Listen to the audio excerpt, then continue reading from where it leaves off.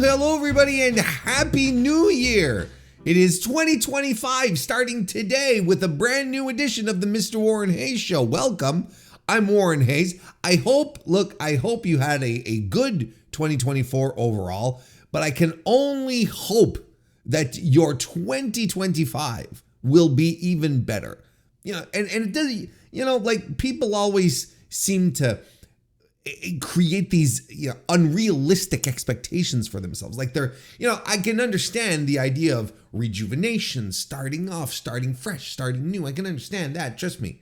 But I feel like a lot of us set the bar so high or we go so hard within the first few weeks that then we immediately exhaust ourselves or don't achieve what we wanted to achieve as soon as we wanted to, and then we feel disappointed, and then a whole other set of negative cloud-like feelings start hovering around us. So all I can wish for you, all of you, is solid health and just good times and good vibes. I think that's really the best anyone can really hope for. And then, if you get success, if you find love, if whatever, those are just like beautiful little happenstances, right? Just tremendous things that you hope to get, and on top of all the great things that you've already established for yourself, it's all going to be great. It's all going to be great. Just great stuff. Just like I hope this episode of the Mr. Warren Hayes Show will be as well. I hope it'll be great. It's going to be a little bit of an AEW heavy episode, especially since I've been very off and on with my own wrestling viewing habits. With the holidays and whatnot, a lot of things get thrown around. I had some very lovely holidays. Spending a lot of time with family and whatnot. So, there's been, on my end, there's a little bit of that's been happening. There's, I haven't been streaming as much, so we don't have as many clips that I can add into the podcast as well. But nonetheless, as you can tell by the time code, we've got a hefty show nonetheless, because I'm covering, or at least I'm reviewing, I should say, World's End 2024, the last AEW pay-per-view of the year, which also culminated with the finals of the Continental Classic. And that's the other part of the show, which is actually what we're going to start off with, a sort of a wrap-up of the Continental Classic 2024. So I hope you enjoy it. We're going to get into end-of-year content over on the stream on youtube.com/MrWarrenHayes. So if you want to, head on over there, subscribe. We're going to talk a lot about that on stream. Hopefully there'll be some stuff good enough to add to the podcast as well. You never know. We'll see how things go. Of course, later on this week or next week for the Mr. Warren Hayes Show, there's going to be big New Japan reviews because we got Wrestle Kingdom and Wrestle Dynasty coming up. So there's a lot of stuff to kick off this new year, as it is always the case in pro wrestling. So there you go. Thank you all very much for joining me. So let's get to it. AEW finished up its new annual tradition, the Continental Classic, all done. Finished all the way at World's End 2024. A spectacular finish to a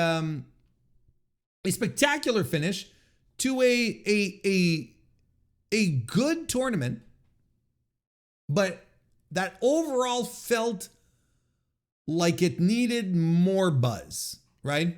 I think if overall you got into the tournament, you were already into AEW and you enjoyed the talent tour there, and you were into this kind of, round robin situation, I think it's very easy. It was rather easy to get into, and the matches were good. I think the lowest match that I have rated is 3.25 stars, which is good news. Nothing stunk, but I feel like the tournament this year lacked the buzz that it had last year. I feel like on the week to week last year, the tournament had more really great matches that everyone would then the next day was talking about and was creating the buzz around the tournament, which then contributed to the C2 having good rating success. I don't want to say like, I'm not saying a rampaging success for rating success for AEW, but had overall did good numbers and attracted enough attention that people would tune in every week. Despite the fact that I distinctly remember this, that last year the tournament started off very soft. I wasn't really into it. Weren't any surprises to kick it off. Like it started off very, very soft. But I thought everyone this year delivered on different levels at different moments. Some more than others.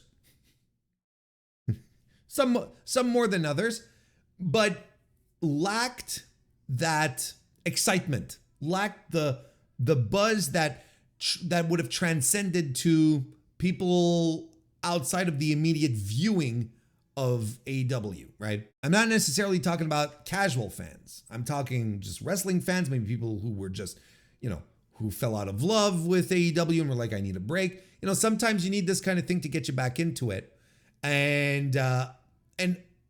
But I didn't feel that palpable excitement that I felt the year prior, that I felt in 2023.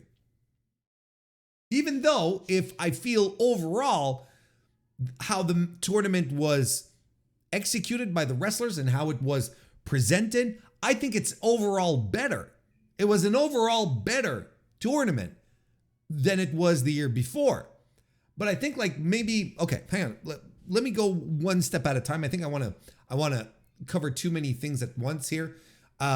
We got the same setup as last year,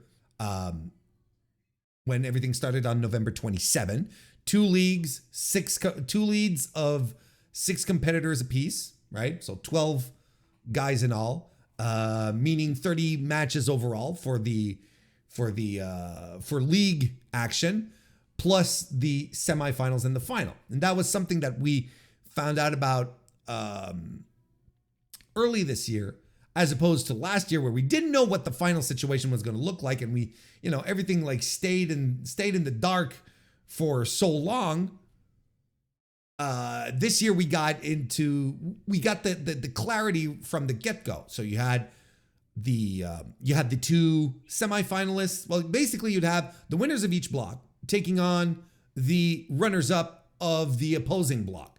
So you were guaranteed fresh matches throughout, right up to the finals, really, where the finals could have been a same block. This could be same block finalists, right? It could have been Will Ospreay and Ricochet. It could have been. But it didn't. And I didn't expect it to. Because, maybe that's how it can work in the real world, but in pro wrestling, you do something else. So I appreciated the fact, I preferred this to last year where it was a final within the block, right? Where it was the two top people who fought each other within the blocks. It was another match within the block, except for, I think it was Gold League. I think it was Gold League, where we had Jay White, Jon Moxley, and Swerve Strickland in a 3-way, which I thought was deplorable and did not care for. But this year, anyway, got all that set up, and the first entrant that was announced was Kazuchika Okada, who was, of course, the incumbent champion. That's the idea. So he stepped into the tournament to defend his championship. And then Daniel Garcia was the second entrant. He announced his entry at the Full Gear post pay-per-view presser.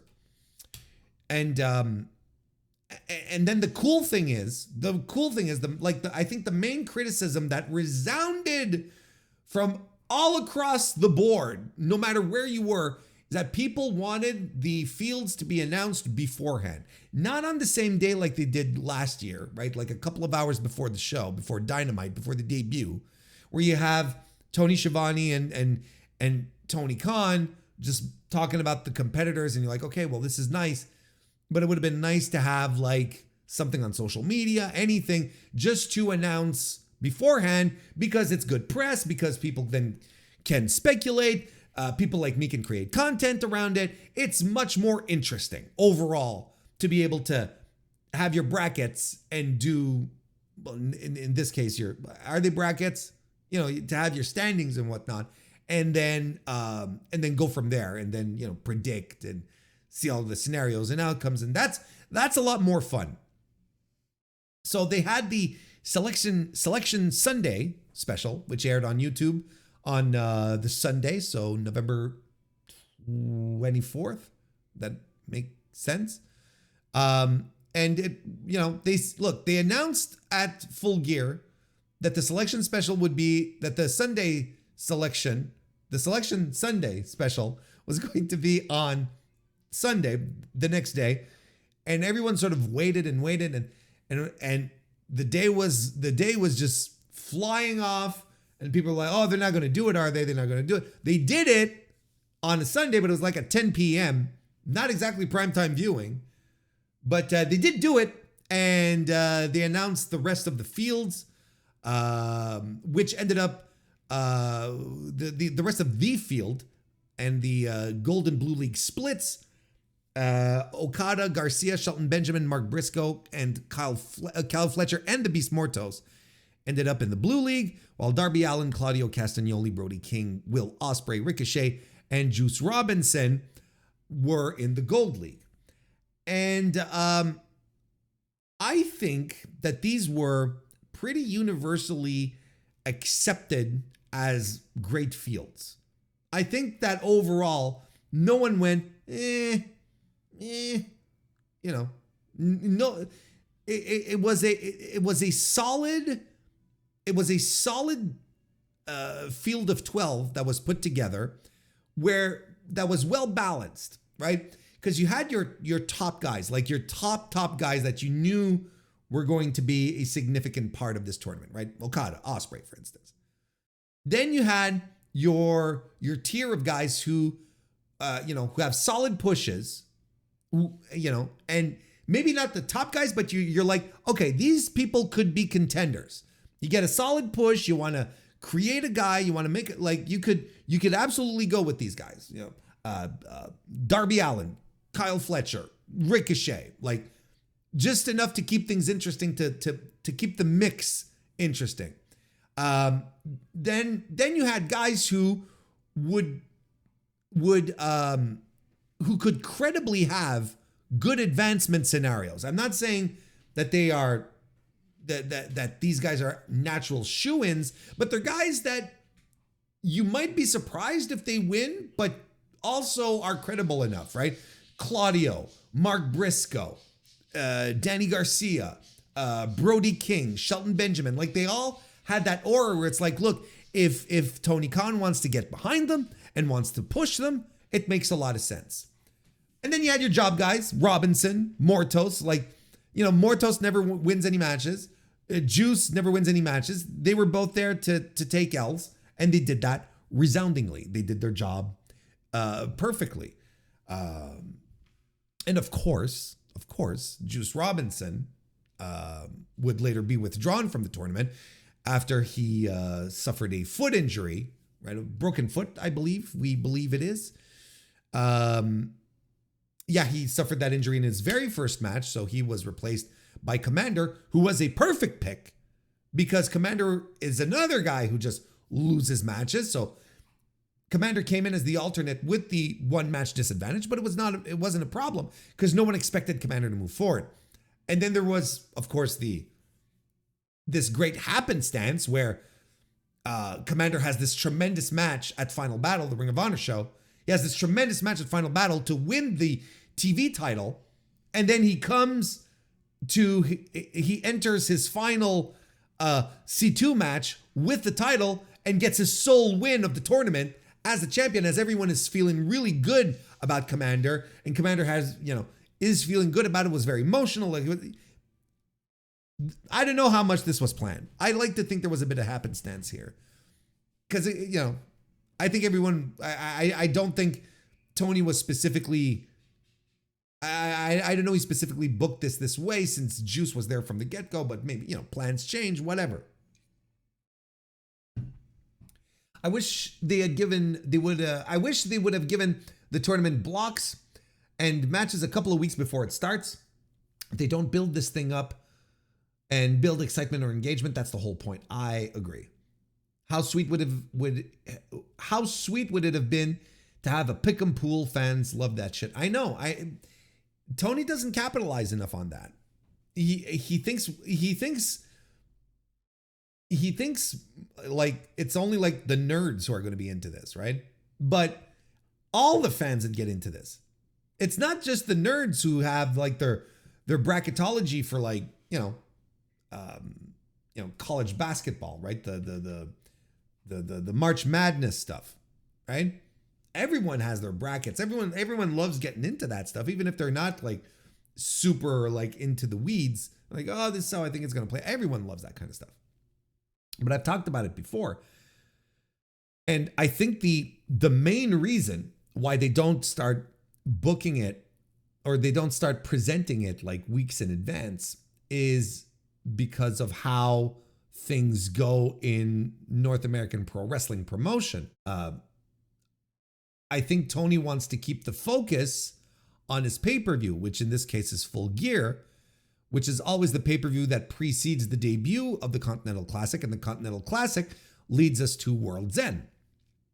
So if he starts promoting, I think he might feel that if he starts promoting the Continental Classic before Full Gear, it's going to take attention away from Full Gear, which I don't think is entirely wrong. I think that there's a lot of stuff that might happen on these pay-per-views that can influence some entries into the C2 as well. So, I understand the complexity in the North American market to do it, right? Let's take New Japan with the G1. There's an actual break between the end of the summer tour when it comes to a close at Dominion and the start of the G1, or the summer tour, the late spring tour, how about that, which ends at Dominion, and then the G1 begins, right? There's a full-on break. So there's all this stuff here in the meantime that you can start hyping and preparing for the G1 without it impacting your Dominion show, or without the Dominion show even feeling like it's going to impact things on the G1 side of things, if that makes sense. Because of the way things are structured in Japan, I think it's a little easier to do that type of promotion as opposed to here where it's like week after week. You've got the TV, you got two shows on TV. You got to move to the pay-per-view. I think those are, I think it's inherently more complex on that level. That being said, I don't think it would necessarily distract if you start announcing early enough. You can see, the way I see it is you can flip things around and use people who are included in the C2. You can use the hype of the C2 in certain storylines leading towards Full Gear that might have the C2 hanging above it, right? They might be able to weave it into it at some point, right? Why not have a guy challenge another guy for his spot in the C2? You don't deserve it, I do deserve it. That kind of stuff. You can do that too. There's possibilities to be creative. That's the idea, right? You want to be creative in pro wrestling. You want to come up with new, fresh ideas, do things differently. I think it's possible. I think TK wants to reveal the participants like PWG does for the Battle of Los Angeles by revealing names on Twitter every Thursday. See, that'd be great. See, wouldn't that be great? Or you reveal it you make a thing out of it, right? You make it feel important. You put it on Dynamite. And it's like, and have Excalibur announce it. At the top of the hour, we're going to reveal the second entrant into the Blue League for this year's Continental Classic starting on November 27th, right? Make it a big deal then. Like all this talk this year of, you know, the G1, all this talk of the G1 being the, you know, prestigious and so on and so forth, you know, that it's a lot of promoter talk, right? It's a lot of promoter speak. You know, of course, you as a promoter, you're going to say, yeah, my shit's prestigious. The most people in the world just love it, you know, or whatever. Because you're a promoter. But between what the promoter says and what the fans feel, it's two different things. So, you know, it's not necessarily, there's not necessarily a correlation. So if you want it to be prestigious, you have to make it feel big. You have to make it feel important. That's why all throughout my C2 coverage, I was harping. The finalists have to be Will Ospreay and Kazuchika Okada if you want this to have that prestige feel, because these are prestige wrestlers who have had big time matches in real prestigious tournaments. And thankfully that's what we got. So that's what I was gunning for, and that's what we got in there, and thankfully that's what we got. Nevertheless,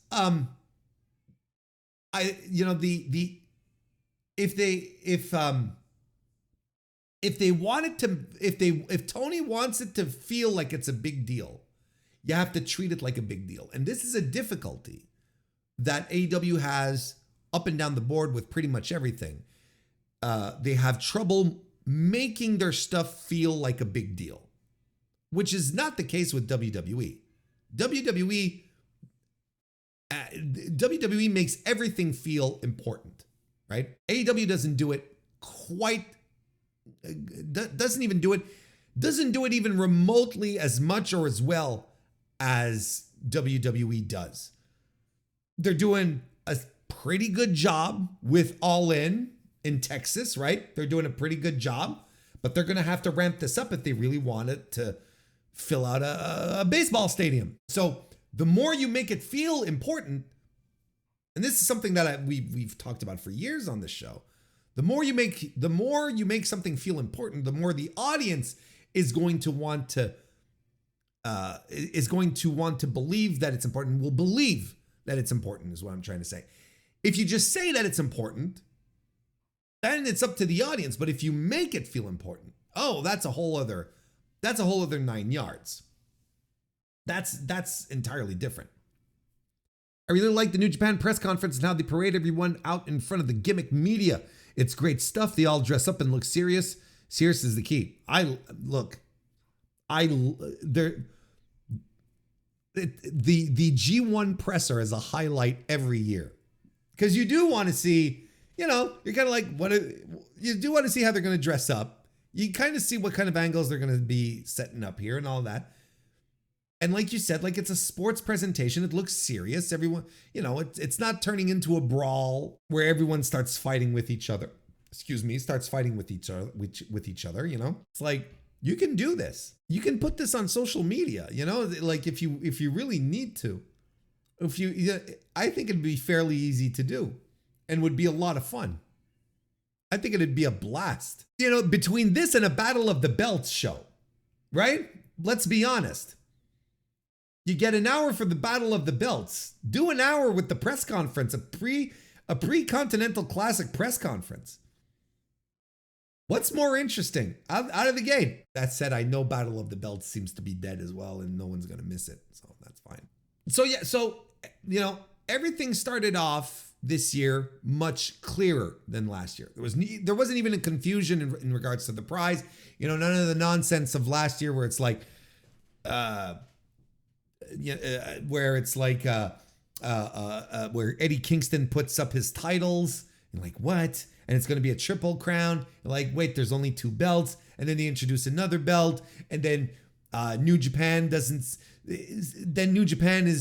seem aware that they're supposed to be part of this triple crown. But then Rocky Romero says, no, everything's chill. Like, so what are we doing? What are we winning? Are we winning all 3 belts? Or yeah, we're winning all 3 belts. Oh, what the fuck? All right, okay. Like, you know, like last year, you felt it was a lot more slapdash. This year, there was more poise put into it, as AEW got a lot of the feedback that a lot of us were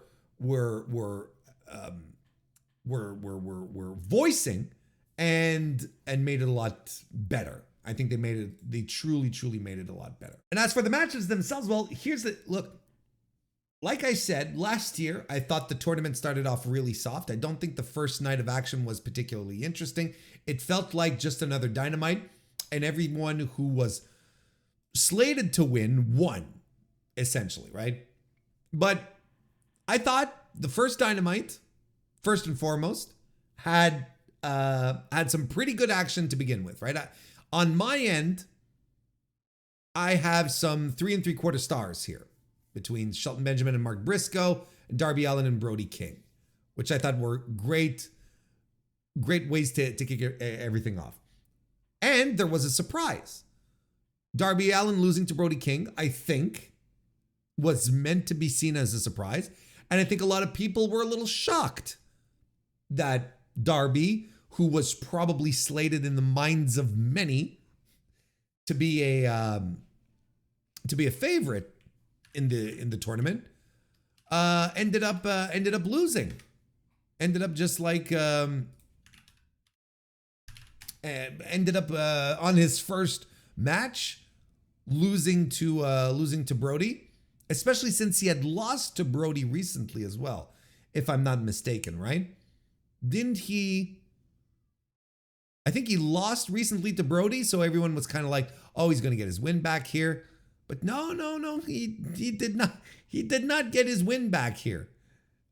So I think, like, from the get-go, I think that was a really good idea, because it made like straight off, it just made everything feel a little more unpredictable. Like that's straight out of the Gato playbook, right? From New Japan, where it's like on the first night you're gonna get someone, you're gonna get a first timer, you're gonna get a young guy upsetting Tetsuya Naito or Hiroshi Tanahashi, or you're gonna get one of these, you're gonna get one of those, and it's gonna shock everyone, and then it probably won't amount to nothing, but still just something to keep you on your toes. That's right out of the Gato playbook, and I thought that made things a lot more interesting on the first night. And then on the second night, which was on the Collision show.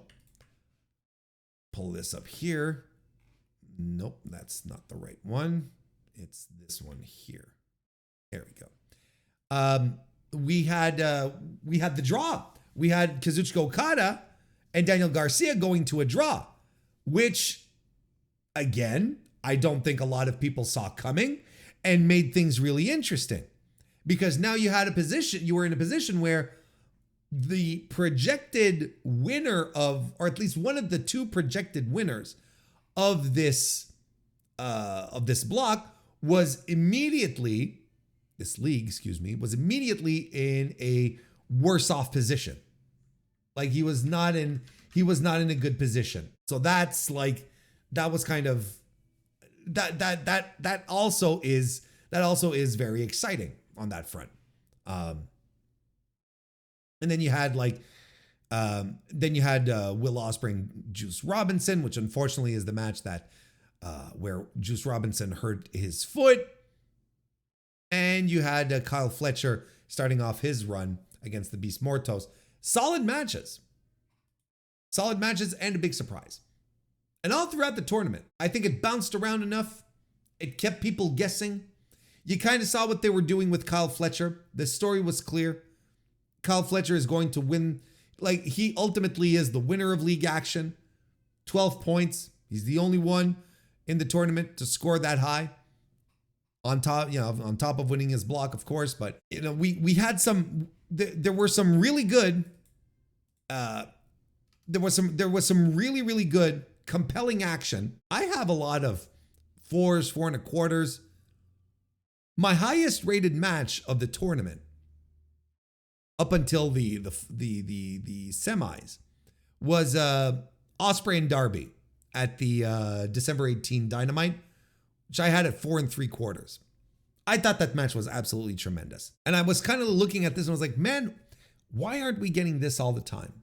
Why isn't this like the the hallmark. Like this should be like kind of the bar where you just like, where guys are just leaving everything out there in the ring, working as hard as possibly can to just like deliver these outstanding matches, just like the old G1s that everyone talks about with such reverence. There's one guy in this tournament who disappointed me, was Kazuchika Okada right up until the end.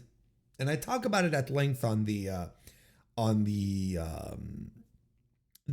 World's End review, which is available right now for members of the Mr. Warren Hayes Show channel. If you're not a member, well, become one. No, but sure. But if you're not a member, you can also wait for the Mr. Warren Hayes Show podcast to release, and it's going to be on there. And that's the thing, right? It's like everyone was thinking throughout this tournament, okay, Okada has lost it. He's not interested. I started calling it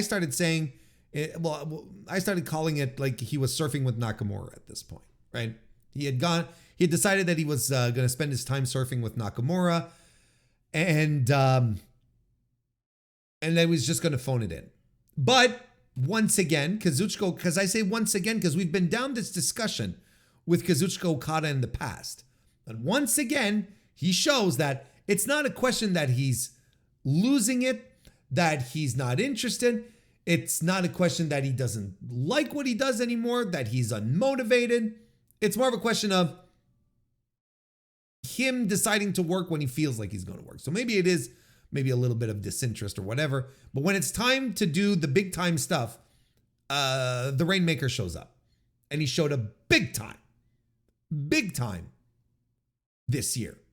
Huge. What a tremendous, tremendous final match. Like absolutely phenomenal 5-star affair. Can't put it over enough. I love the match.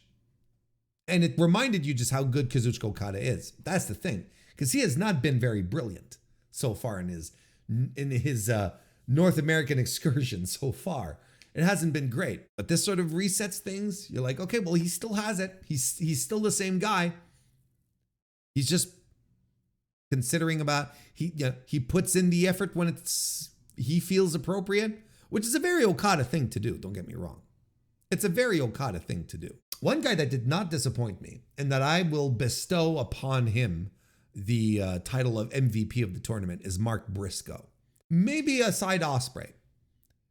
He is the guy who understood what the mandate was of this tournament. Go out there, work as hard as you can, and make this tournament just come across as special. Like everyone is just working as hard as they can. I think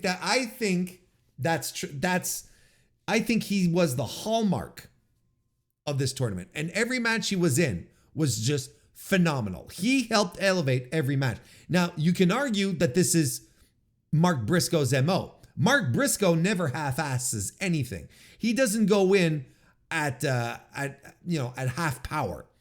He goes full blown in. And if there's one guy who every match felt it was important, felt like the points were important, that the wins mattered, it was him. So that even at the, as he was climbing up there and he was just hanging around 6-9 points, I was like, oh man. I mean, I could see a scenario where it's like, yeah, Mark Briscoe's moving forward. Didn't, but everyone he was in a match with had a tremendous time with, whether he won or lost. And don't forget, he's the guy who delivered the one loss to Kyle Fletcher on top of that. That was a fun moment. Every match he had, it's just balls to the wall every time. Every single time. I don't think there's anyone who worked consistently hard. Maybe Will. But even there, Mark just has this vibe about him. This energy where he just leaves it. He just abandons himself into it. He's tremendous. I sincerely think he was the MVP of the tournament. Can we talk about Ricochet? What would you like to talk about when it comes to Ricochet? Because there are many things we can pick apart when it comes to old Trevor. I think he was fine. I think he was good. I didn't dislike any of his matches, but I think this heel turn is going to do him a world of good. I think it's going to do him tremendous amounts of good.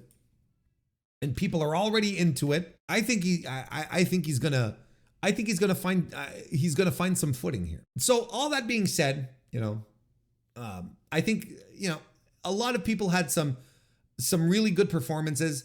Like I said, Mark Briscoe, MVP without a doubt.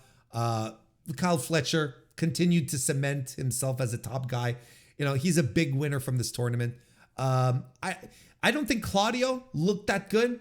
If I'm Claudio, I'm like, let's say, you do the old things. Did his stock go up or down? I think it pretty much stayed the same, just because Claudio is who he is. But I also felt like Claudio could have done better.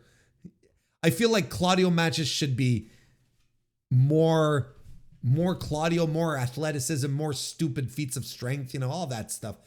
I don't know. It was weird. Brody King is absolutely a winner here as well. I think it's good. I am officially on the Brody King singles run. I think he's absolutely adored by fans. I think he should go. AEW is not in a position, right, to sit on sure things. They're not in a position right now, with the ratings being what they are and attendance numbers being what they are. They are not in a position to just go, oh, well, we'll sit on this. No, if you have something that's catching fire, you have to go. Yeah, scrap whatever plans you had set up and just do it, right? Just like I posited on Blue Sky, I believe yesterday or whatever, over the past couple of days, I posited that, after seeing what Will Ospreay did in the main event, like, it is ridiculous, and the crowd connection that he has, and so on and so forth. It's ridiculous that he is not even in consideration, or at least in the vicinity of the world title right now. And like I said, I don't know what plans Tony Khan has in regards to the world championship. I don't know what he promised to whom backstage, but he should tear it all up and strap up the hottest guy in the company. There's one guy in the company who is really hot, who gets the same reactions every time, who puts on incredible matches, who has the crowd up on their feet throughout. It's Will Ospreay. He is the guy. He is the guy, and we have to stop pretending that, oh, maybe this one, so on and so on. It's Will Ospreay. You go with Will Ospreay, and you stay with Will Ospreay. I completely believe that. At this point, this is what they need to do. So, we're talking about lower mid card. Brody King should be a title holder, should have I think I talked about this recently, where it's like, give him the TNT title, give Brody King the TNT title, and have him do an open challenge where he just gets to the ring and waits for someone to come out, and he beats the snot out of that person, Gonzo bombs them into the earth, and then in the meantime, you build up a contender on the side very sneakily, who eventually does come up to challenge Brody. And then people get really fucking excited for that one, because they're like, oh, this is the guy we've been rooting for on this side, and this is Brody, who is tremendous. And that's how you build feuds. And then Brody can move on to something bigger and better. I don't know, kind of like how pro wrestling used to be. I don't know. The semifinals of the tournament were, of course, absolutely balls to the wall, ridiculously great. Okada and Ricochet, I thought was very good. Don't get me wrong. But Ospreay's matches, tremendous. He did it again. Will Ospreay does it again. Double duty. 2 classic matches in one night with 2 different opponents. I'm telling you, we are lucky to be seeing this guy in his prime doing this before our eyes. This is special. And it breaks my heart that there are some people who just want to refuse to see this because of some imaginary loyalty that they have to another company. It boggles my mind, because you are missing out on a guy who in 30 years from now, everyone is going to be talking about how great he was and how much it was a game changer, and how a terrific performer he was, and how influential he was, and how he changed everything. Kind of like what people used to talk about when Ric Flair was in his prime. And a lot of us either weren't around or were too young to remember. Anyway, I break down the matches in the World's End review. We're not going to go over this again. But holy smokes. Tremendous stuff. And a great finish to the C2. Which had, like I said, really good matches throughout, but lacked buzz. And I don't know if this is necessarily an issue with the Continental Classic or with AEW overall. I think it's more of an issue with AEW in general, as opposed to as opposed to just this sliver. I think AEW needs buzz. It needs to get back into that, I hate this word, but zeitgeist, and featuring the guys who can bring you to that level is probably the best way to go about it. Probably the best way to go about it. But I'd say successful, hopefully will return in 2025. I hope so. And let's introduce the participants. I don't want to search for that word so bad, but let's introduce the participants weeks and weeks ahead of time. I think the suggestion that came up in chat was great. On social media every Thursday, like PWG do, or on TV, just, But otherwise, yeah, that's my little wrap up. That's my little wrap up of the C2 2024. It is now time to review AEW World's End 2024 that happened at the Edition Financial Arena in Orlando, Florida on December 28th, 2024. Big show, lots of stuff happening on this show. I would say, there's lots of news to go over. It's a very newsworthy show. And on top of that, tremendous, exceptional pro wrestling matches mixed in with some questionable ideas. I would say a perfect representation of where we're at with AEW in 2024 when we talk about the when some people talk about the identity crisis that AEW might be in, which I concur. I'm agreeing with it. Where you have things of a certain style of wrestling presentation and other things of another certain style of wrestling presentation, and some of them might be a little less successful than the other, and so on and so forth. I think this show is a good representation of that. I think this show pretty much encompasses all of the things that make up AEW for good and ill. And it's a really good snapshot of the year 2024 for the company. It's a show I enjoyed overall. I thought it was a good show, just to get that out of the way. But we're going to get into it. We're going to get into the weeds. We're going to break this down as we usually do. But first, we got to talk about some business. 6,711 tickets were distributed according to WrestleTix. Now I'm recording this review the day after. Today is the 29th, and this was we haven't gotten WrestleTix's final count. This is from an update that WrestleTix put out yesterday. So the setup was for 7,028 people.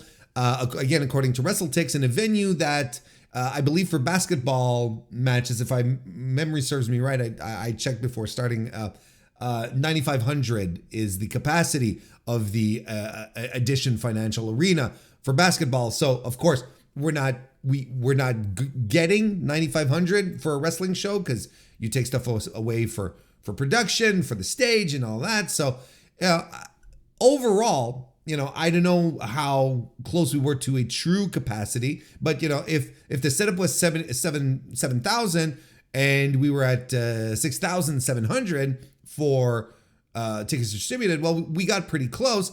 And again, looking at how hot this crowd was, how energetic this was, because the crowd was very good. Again, tonight we are continuing to demonstrate that AEW running smaller venues is doing a great service to the show. Service, not disservice. Service to the show.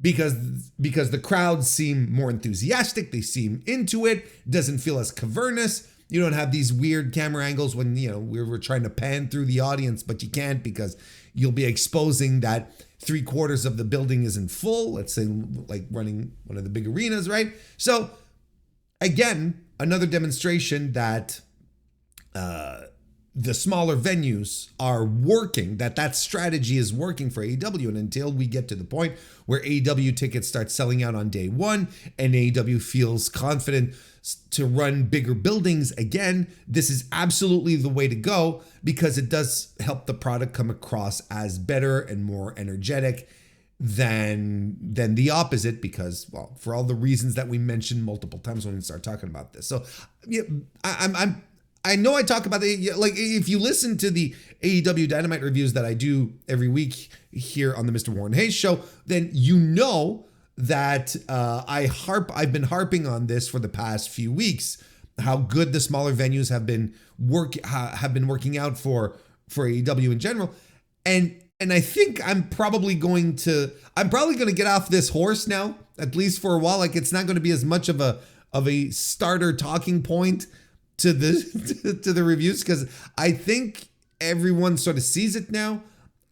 It's been a few weeks that they've been doing it, and I think they've been very successful at it. So, this is probably the last time I'm going to put this record on, or at least play this recording, because it kind of sounds like one. It's exactly the same thing I say every time.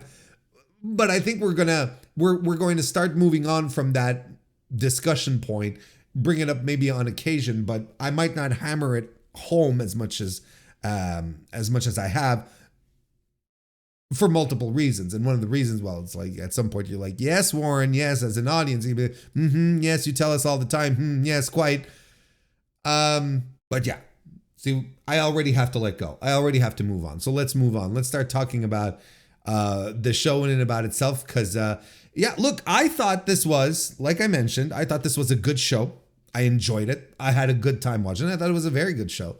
And I think I think one of the things, of course, that helps out this show is that it's first of all, it's sprinkled with two high-level 5-star matches, at least for me. And throughout, there's more than enough stuff to make this show entertaining, sustainable. There's stuff that is completely, there's stuff here that was just annoying. I don't think there's anything that was outright bad. So let's start talking about the show. A show that I enjoyed. Just like I said from the get-go, this was a show that I enjoyed, that I really liked. I thought it was quite good, actually.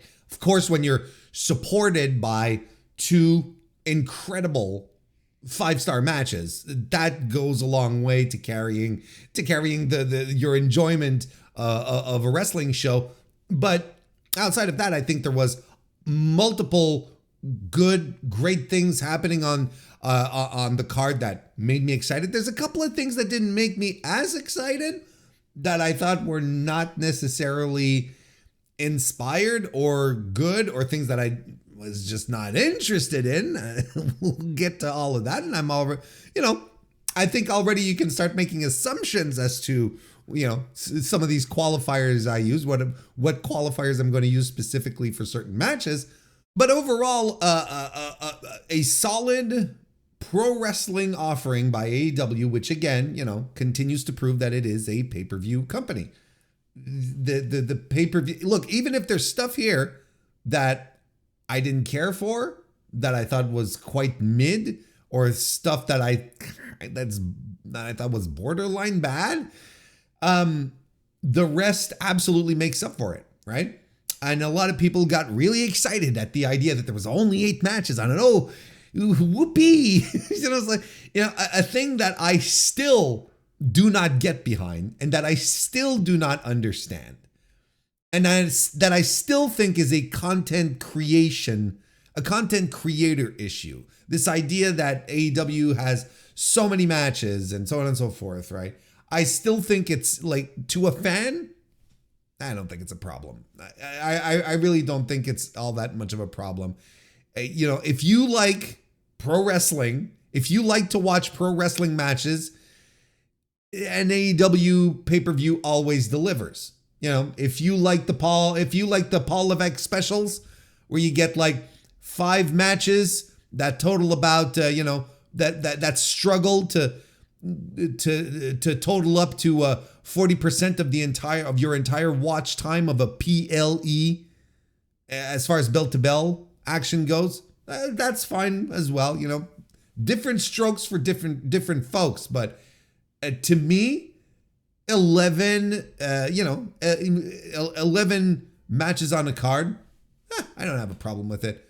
You know, some matches don't have time to breathe, so on and so forth. And I think the idea, however, I will give this on this night, I will acquiesce that a lot of these matches had more time to breathe than your typical AEW pay-per-view, where, like I said, there's about, there's 10, 11 matches to the card, and everyone's getting their stuff in. So you don't have like these matches that have a little more, the couple of minutes more that often you'd be like, hey, you know what? This could use a little more time. On the flip side, there's a couple of matches where you're like, well, this could have used a little less time. Or look, there's always pros and cons to any type of scenario. I don't think there's a perfect formula to the conundrum of the number of matches on the card versus the time allotted to each match, how this all works out. But you know, when I look at the match times, the longest match of the night was the Monet Statlander match, which was, of course, tremendous. This doesn't qualify as a match that overstayed its welcome. The shortest match was 13 minutes, which was the Okada Ricochet match, which kind of surprised me. But I think it's nonetheless and I mean, is this typical fare? Is this where usually, because I don't necessarily pay attention to match times as much as other people do. Is this like standard fare for an AEW pay-per-view for the shortest match? Is this usually where it hangs? I feel it's a little, I feel the shortest match on most AEW pay-per-views. I'm not saying all, I'm saying most AEW pay-per-views. I think that's it's a little shorter than that, right? Don't we hang around more like the 10-minute mark and stuff like that?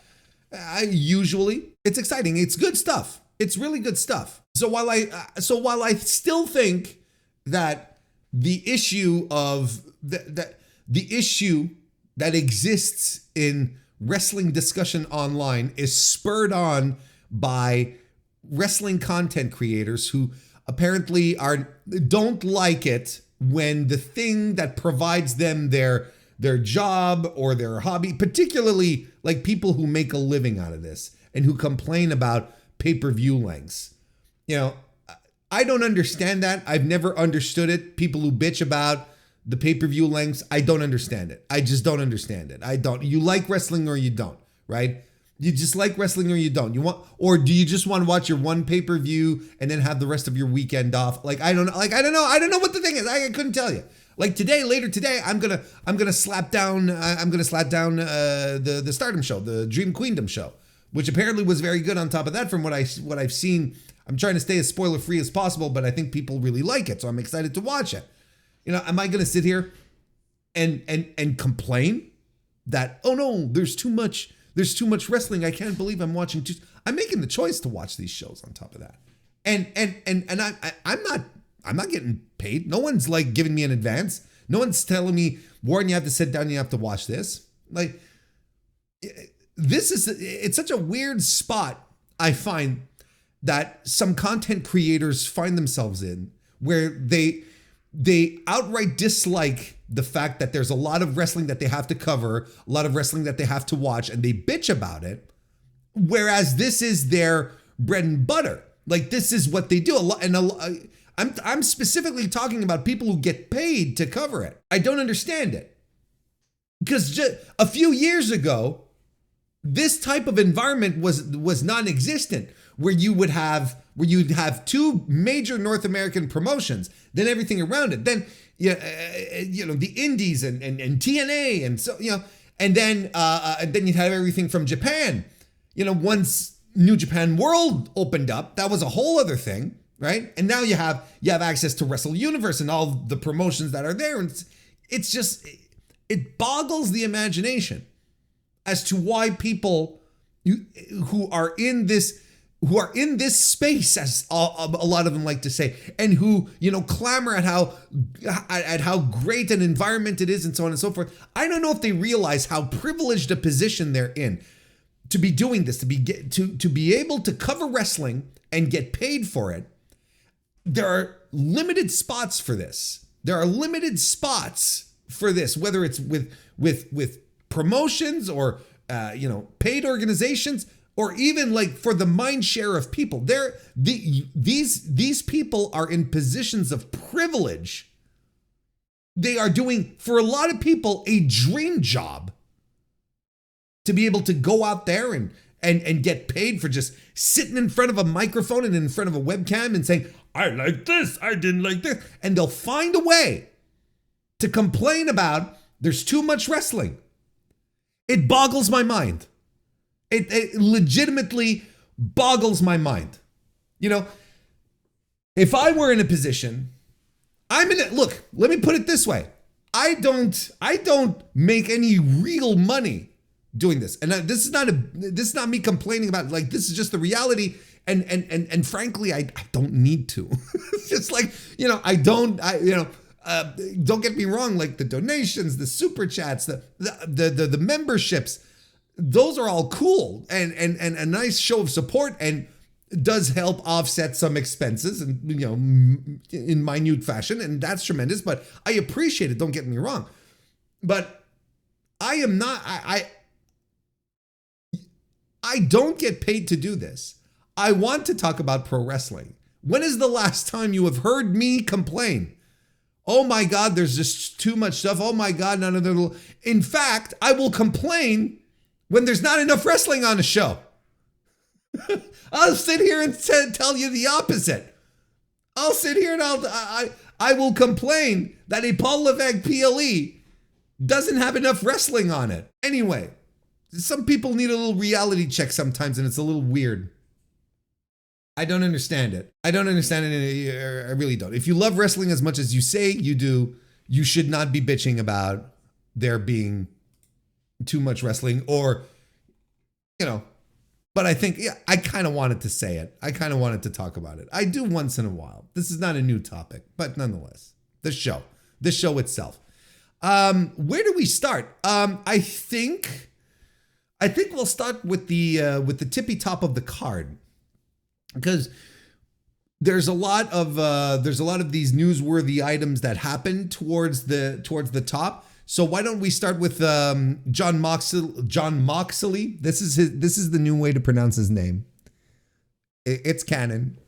Well, how's it canon, Warren? I decided this was canon. John Moxley defeated Adam Page, Jay White, and Orange Cassidy to successfully retain the AEW World Championship.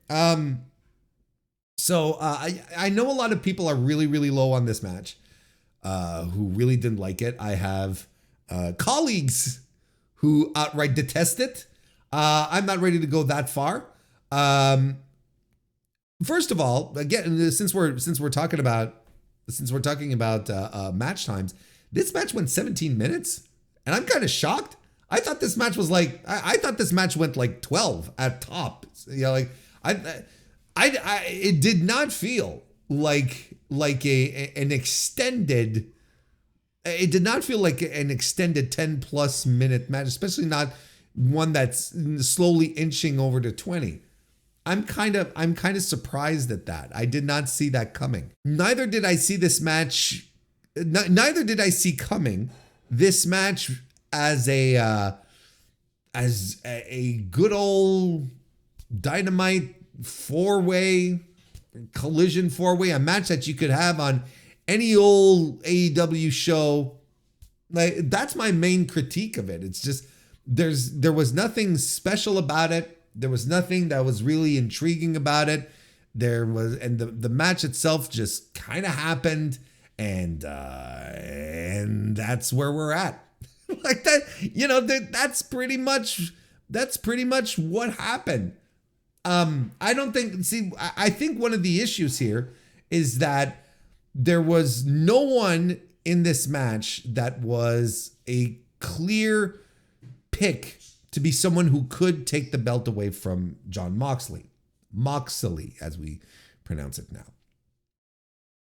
There was no like one guy who you're like, oh yeah, this is going this way, right? This is Hangman is absolutely winning, or Jay White. I think this is something that ultimately hurt the hype for the match, and that is ultimately hurting the hype for the Death Riders and specifically Mox's reign right now, right? I'll get to that in a second though.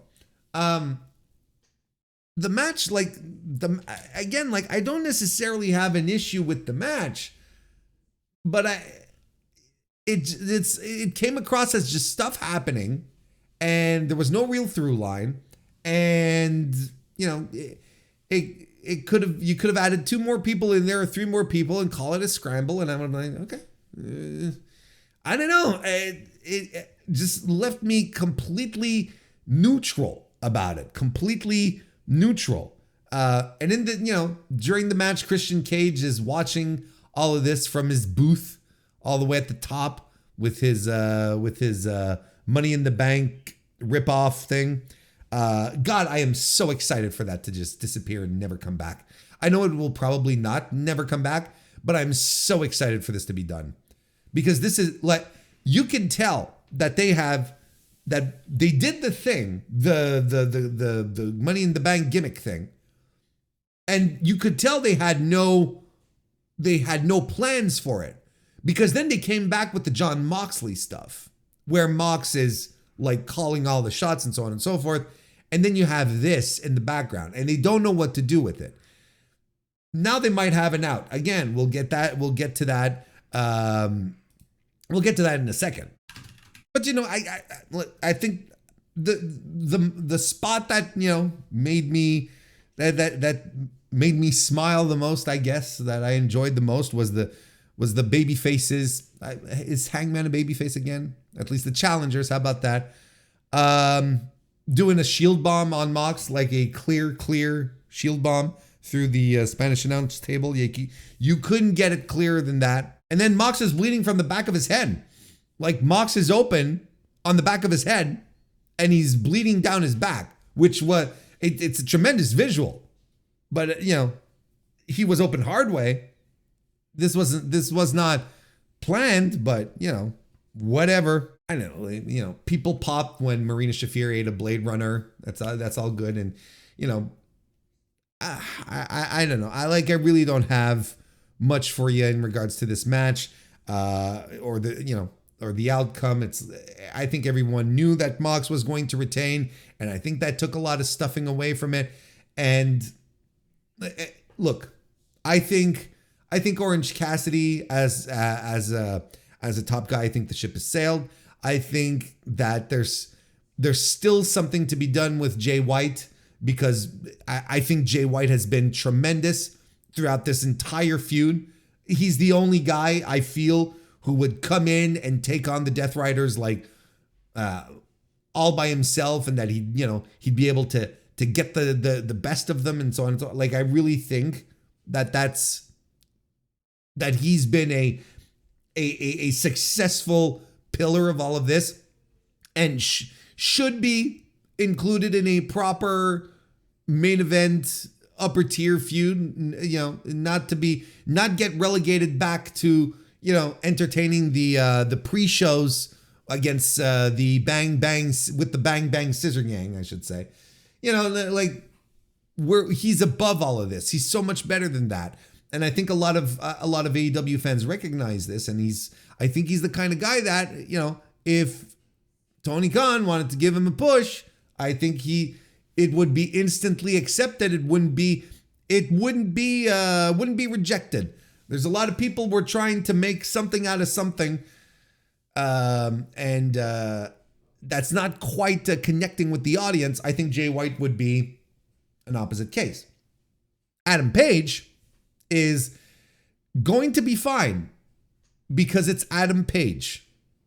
But I'm going to tell you, I don't think this is interesting what they're doing with the old Hangman. I don't think he thinks what he's doing is interesting. And I think none of it is coming, at least this whole feud here, I don't think anyone is calling it interesting because everything is so vague in regards to Jon Moxley and his motivations and now his attitude. Now is Jon Moxley now is he a cowardly heel now? You know, and are the Death Riders really a truly still a group of tough guys that, you know, just run roughshod? You know, when they did the Rampage angle, where they destroyed the production truck and so on, right? I was like, okay, can we sustain that energy, right? That's the one thing. Can we sustain this energy where they truly have run of the place and that they're putting people on notice? The thing that I had called in regards to this angle that they were building here was that from the get-go, all of Mox's and the Death Riders' opponents have all been mid-card guys and lower card guys, right? They'd come after the Dark Order. They'd come after AEW Tag Team Championship Private Party, right? Orange Cassidy was slated to be the first big challenger to Mox. Like no one from the real upper crust of AEW was coming after the Death Riders or vice versa. We didn't have anyone coming after MJF. We didn't have anyone coming after Will Ospreay or Swerve Strickland, right? It was all firmly entrenched lower mid-card guys. And you can give me whatever arguments you want to make in regards to Orange Cassidy and whether or not he's a top guy, whether he's a true top guy. We can have all of these conversations, not a problem. But I think this firmly establishes him, the end of this match here, as a mid-card dude, and that's where he's going to live. I don't think whatever magic they had with Orange Cassidy last year at the tail end of his international title run, I think it's dissipated. I think it's gone now. No one feels menacing or menaced in this. Like Jon Moxley going after the mid-carders, like, you know, who were standing up, right? You remember all the visuals. And I was saying it back on the reviews in the day. You know, if your opposition is the Death Riders and the Jay Lethal crew, and, you know, that's strata, you know, top flight. Again, not people that I'm necessarily poo-pooing on. I'm just saying people that AEW has not established to you and I as a viewer, as a fan, as people you should be invested in. People who aren't anything else than, you know, J-Brones or losers or so on and so forth, right? Who just lose matches all the time, who aren't established as fixtures that you can get behind. If these are the people standing up to the Death Riders, who gives a shit? But if the Death Riders run in and they're able to destroy, you know, Kazuchika Okada, for instance, I know, bear with me here. Then you have a whole other impression here. Then you have a whole other thing established here. I'm starting to see things, comparisons between, you know, the House of Torture over in Japan and the Death Riders. And I gotta say, tomato to a certain degree, I don't think it's as bad as the House of Torture.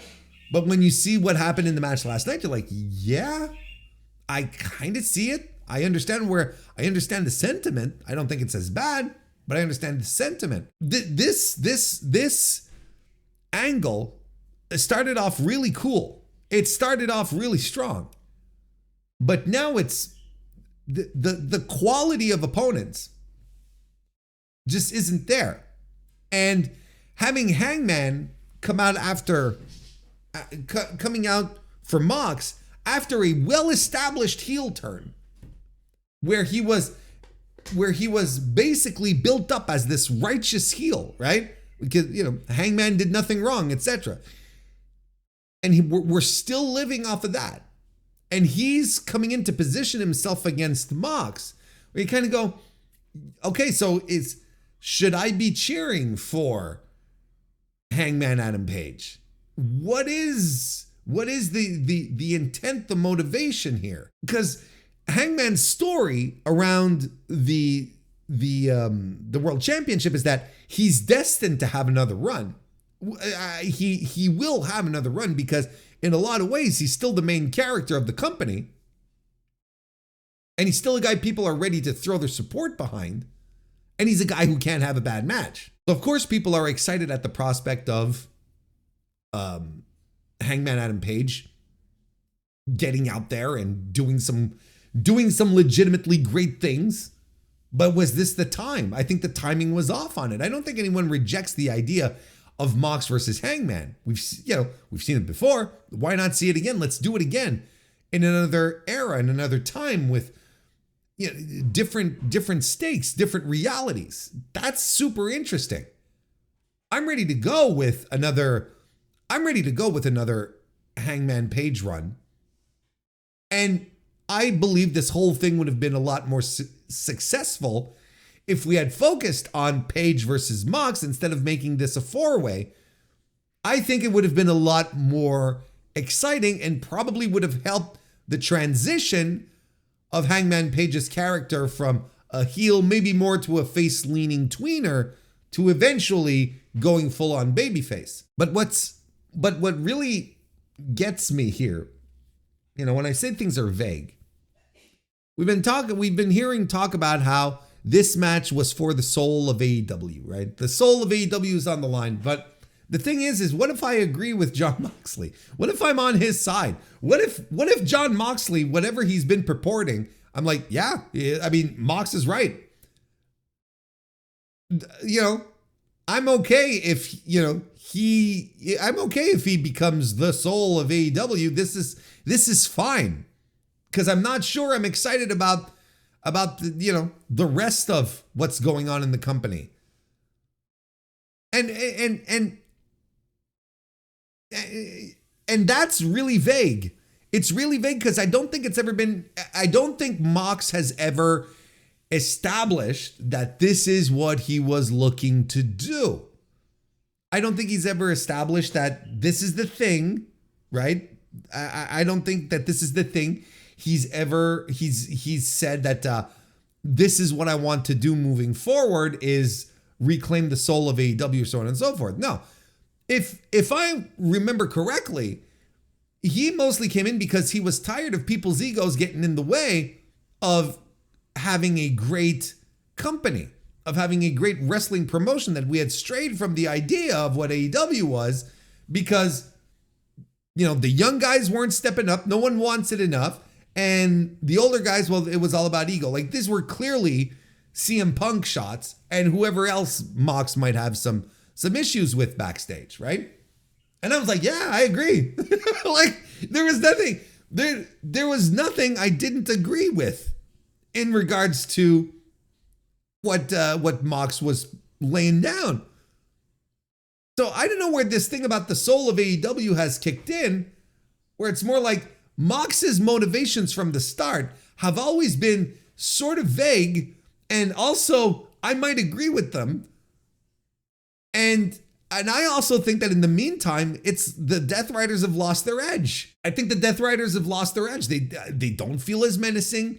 They get punked out fairly easily now. There was a time where they would just overwhelm and deliver these cool beatings. Now it's more like, how quickly can Mox take a powder and get the hell out of there?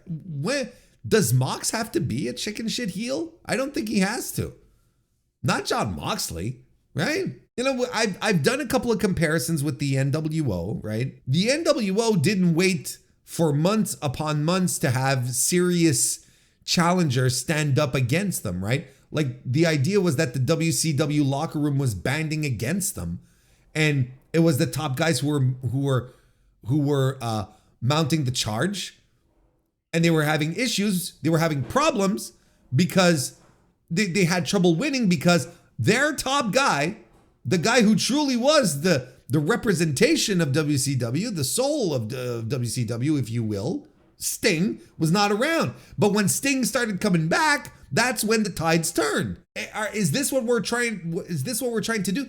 Maybe, but we're missing the guy who represents. We're missing the guy who could stand up to Mox and would be a credible challenger, right? Because it's not going to be Adam Copeland. Let's talk about that after the match, right? Because the match ends with there's a lot of interference at the end. There's really a lot of interference at the end, and Wheeler Yuta, I think he lands a Busaiku knee on Jay White, and then Mox does the Death Rider and gets the win, right? And they're all in the ring. They're all patting each other on the back, and then FTR come out. The lights go down, and then You Think You Know Me, and Adam Copeland's music hits, and the place erupts because everyone likes the Adam Copeland, and they basically establish that because then they come after the Death Riders, and of course, and again, Mox hits the bricks. I'm like, what are we doing? It's like, what? Why does he? And don't get me wrong, I understand the idea of don't have them touch until So I get that, but why is Mox running? Why is Mox running away? What? And this is Adam Copeland. God bless him, but it's like, he's not necessarily the epitome of tough guy. It's not like suddenly Stan Hansen was barreling down the road, the ramp, I should say. Then we're like, oh shit, I gotta dodge this. It's like, it's fine. And Adam Copeland, I remember now. I say Mox hit a powder, but he really didn't. Come to think of it, right? He ate a spear. Mox ate a spear. So I apologize for that. That's what happened. And then Mox left, right? So Mox at least did try to stand up to him. No, it's okay. So let's retcon what I just said. It just came back to me. I apologize. We're gonna leave this in just so that you all, I'm nothing if not transparent and honest. So especially when I fuck up. So Adam Copeland and FTR, like they're setting themselves up as the guys who are gonna come after the Death Riders. Now, credit where credit is due. This has been built for weeks. This has been simmering, being set up for weeks, and I appreciate that. With the Death Riders kidnapping FTR and then leaving them in a ditch somewhere. That's how that was resolved. With FTR back in their homes and going, yeah, we were beaten down and we were left in the ditch on the side of the road. Okay. Like, you don't have to show me. Don't get me wrong. I'm not saying here, oh, it would have been great if we had seen it. Because that's the kind of shit that I don't want to see, because it's kind of stupid and it would, I don't like that kind of stuff in pro wrestling. So that didn't bother me in the slightest. But it's been building since then, right? It's really been building since then. So credit where credit is due. That's good. And, we had been hearing that Adam Copeland was, soon going to return, that he had been cleared and so on and so forth. And, I don't mind this as much. I think there's a lot of people who are really upset about this. And I think there's a lot of people who are calling this like, of course, two former WWE guys who are going to be fighting for the soul of AEW. Now, I think there's one thing that we have to be super, super fair on. Like, absolutely 100% fair. Yes, Jon Moxley Dean Ambrose came into prominence in the WWE. I think that's fair. But it's also fair to say that Mox, I think you can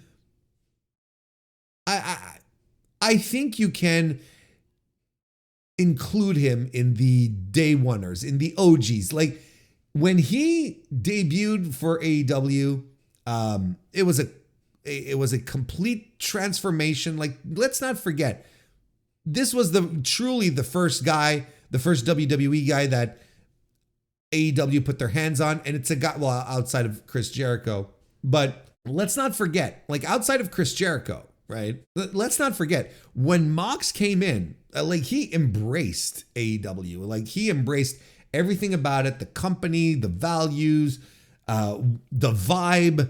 Like it's hard to consider that in 2025, because this is where we're about to go, right? But that all these years later, we're still going to go, that's a former WWE guy. When this is clearly a guy who went all on the company, who became, for years, was even the company's MVP. And he was the guy that, when things would go sideways, he'd break glass and bring in Jon Moxley. And if he didn't fix it, he would be a credible stand-up guy to make sure that the train stayed on rails. That's who he is. So, in fairness, I don't think of Jon Moxley as a former WWE guy anymore, because it's been so long and he's so invested in this company and he has done so much good for AEW, and he's a day oneer. He's an OG. He's been there from the most formative era, in the most formative era of the company. So I don't have an issue with this in any way, shape, or form. I'm completely okay with this, and I don't perceive Jon Moxley as a WWE guy. Now, Adam Copeland, he's been in AEW for a cup of coffee. He's been around for a while, but he's also been injured for a while. And I can understand that then people go, well, a former WWE guy. But, that, again, is like, okay, if you want to go that route, that's fine. Me, it's more a question of the fact that he's barely been here. And I think he is someone who is still very tied to his WWE roots. A guy who was with the other company for all of his wrestling career, really. Like, he's never went anywhere else. That's always what he's done. He's always been in the WWF, WWE. So to have this guy come in who hasn't been around for that long and then entered the fray as wanting to fight for the soul of AEW, I think that's weirder than pointing at these two guys saying, oh, former WWE guys. I mean, we're like, Copeland doesn't feel like a guy I can count on to restore anything regarding AEW. I don't necessarily hate it, because I don't hate Adam Copeland. I think in AEW, I think he's been overall a net positive. I think I think he's a guy who has understood how the vibes work in the company, how the audience reacts to stuff differently than in WWE, and has adapted and has been. It's been a net positive overall for him, and I think he's been a net positive for the company overall. But is he a top guy? I don't think so. I hate to say it, but I think this is another filler feud. Like, Adam Copeland is not an AEW top guy. When you have a plethora of other top guys, but now the other top guys have all been slated into programs. We'll get to that. We'll get to that in a second. But everyone else is but nonetheless, you've got other top guys who aren't in programs right now that you could put into these positions, and I don't know why we're waiting. I don't know why we're going with Copeland out of the gate here. I think everyone is excited to see Darby and Mox. I think that one has been expertly built so far.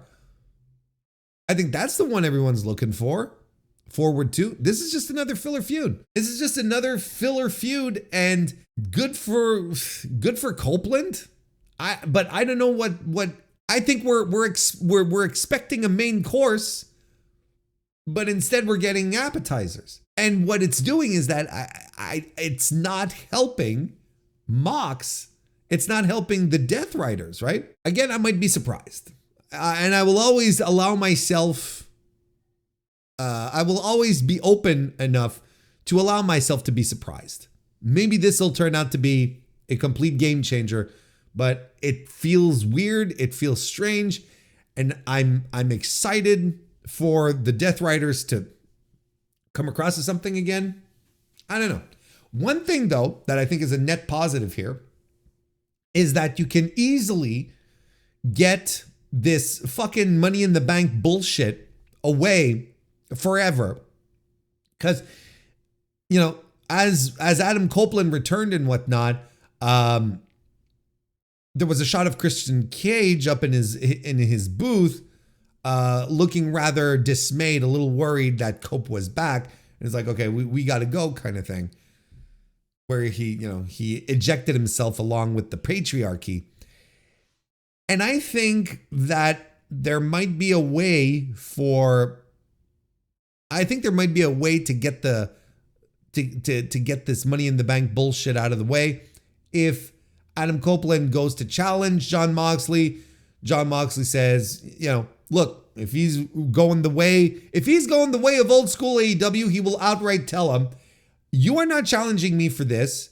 You have been out with an injury. You've been mucking around. You just pop in. You think you can do whatever you want in this company. No, you have to earn a spot. It's not about egos, right? That's what Jon Moxley should do. And it's a babyface move, but bear with me here. Bear with me. That's still what should be done. So you'd have Adam Copeland then, okay, fine. I know a way to get to you. And then he challenges Christian for the Money in the Bank nonsense. And then Adam wins it. And since he's a babyface, well, he's not going to cash in on Moxley. He's going to set a date. And that date will probably be the stadium show. Hopefully not Revolution. Hopefully we get something juicier for Revolution.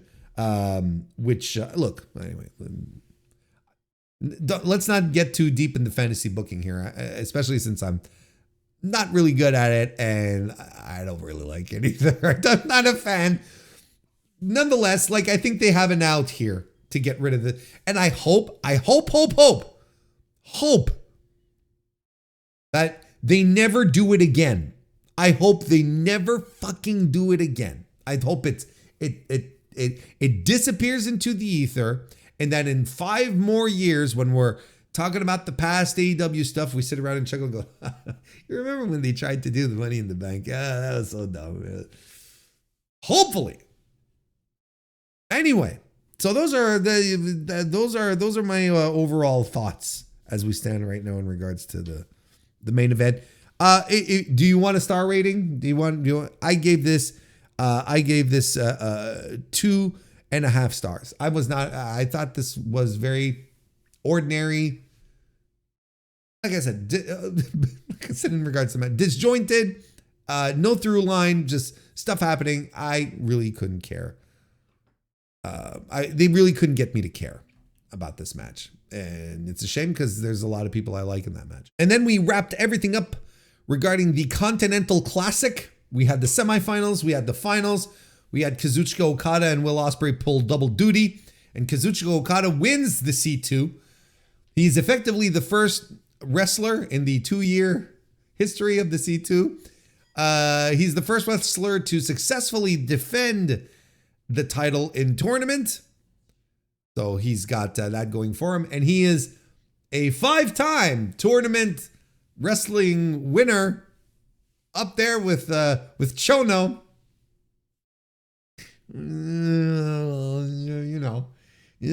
Okay. Promoters got to promote. You got to stretch that taffy, brother. Let me tell you. The finals, everything regarding the C2 on World's End rocked, and it is your reason to watch this show. Unquestionably, everything rocked. We got 2 5-star matches on it. Look, this is what often I talk about. That I talked about in the C when I was covering the C2 over on the Dynamite Review, putting over the Dynamite Review hard. You should subscribe to the Mr. Warren Hayes Show channel wherever you can.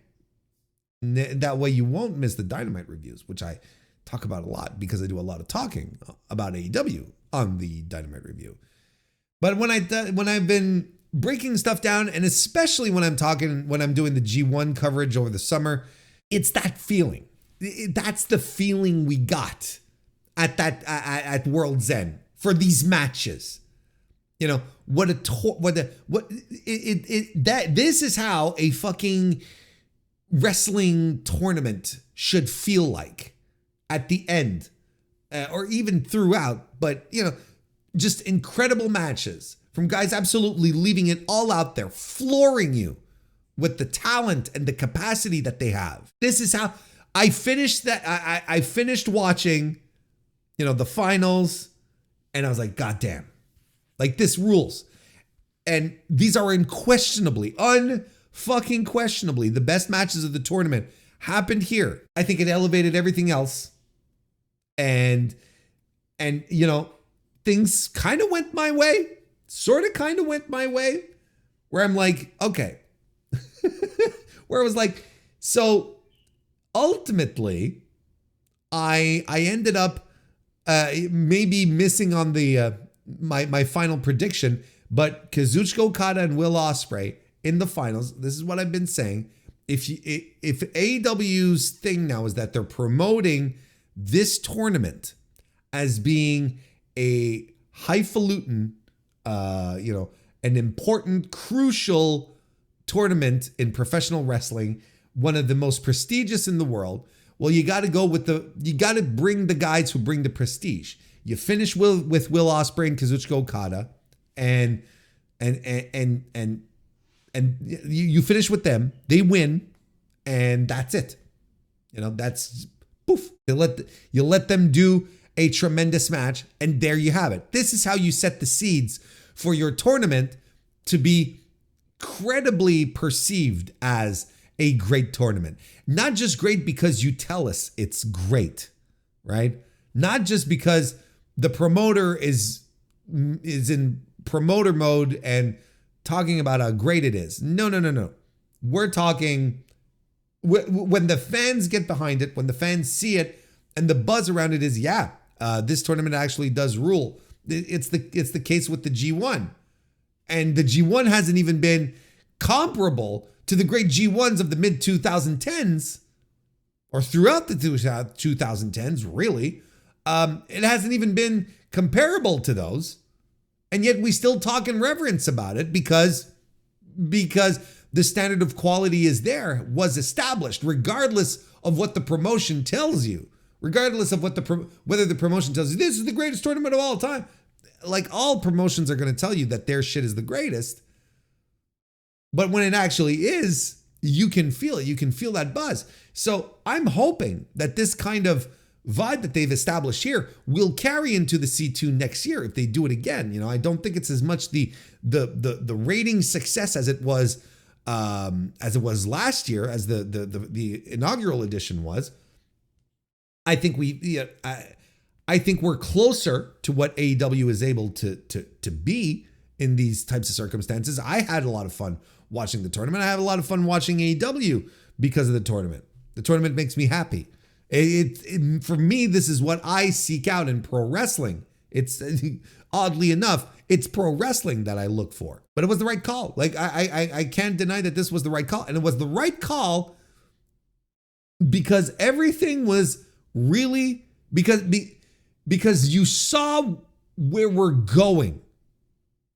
All throughout the tournament, all throughout these finals, the semifinals, the finals, everything sort of came together, and you see where we're going with stuff.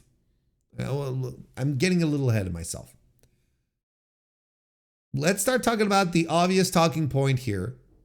Let's begin. Will Ospreay, clearly, Another incredible performance. He does it again. He does it again twice in the same night. Just, look, I know it's corny, or it might be corny. I don't know if I know it's corny, but it may sound corny. How about that? We are lucky. Some would use the word blessed, but I'm going to use the word lucky to be alive watching one of the greatest professional wrestlers to ever do it, and who will be regarded as this down the road, in his prime, delivering surefire, high quality, high octane matches that are going to influence countless pro wrestlers for years to come and establish an entirely different bar for pro wrestling. You know, the guys back in the 80s, when they were watching Ric Flair, probably felt the same thing. Where they were like, Jesus, you know, Terry Funk, those guys.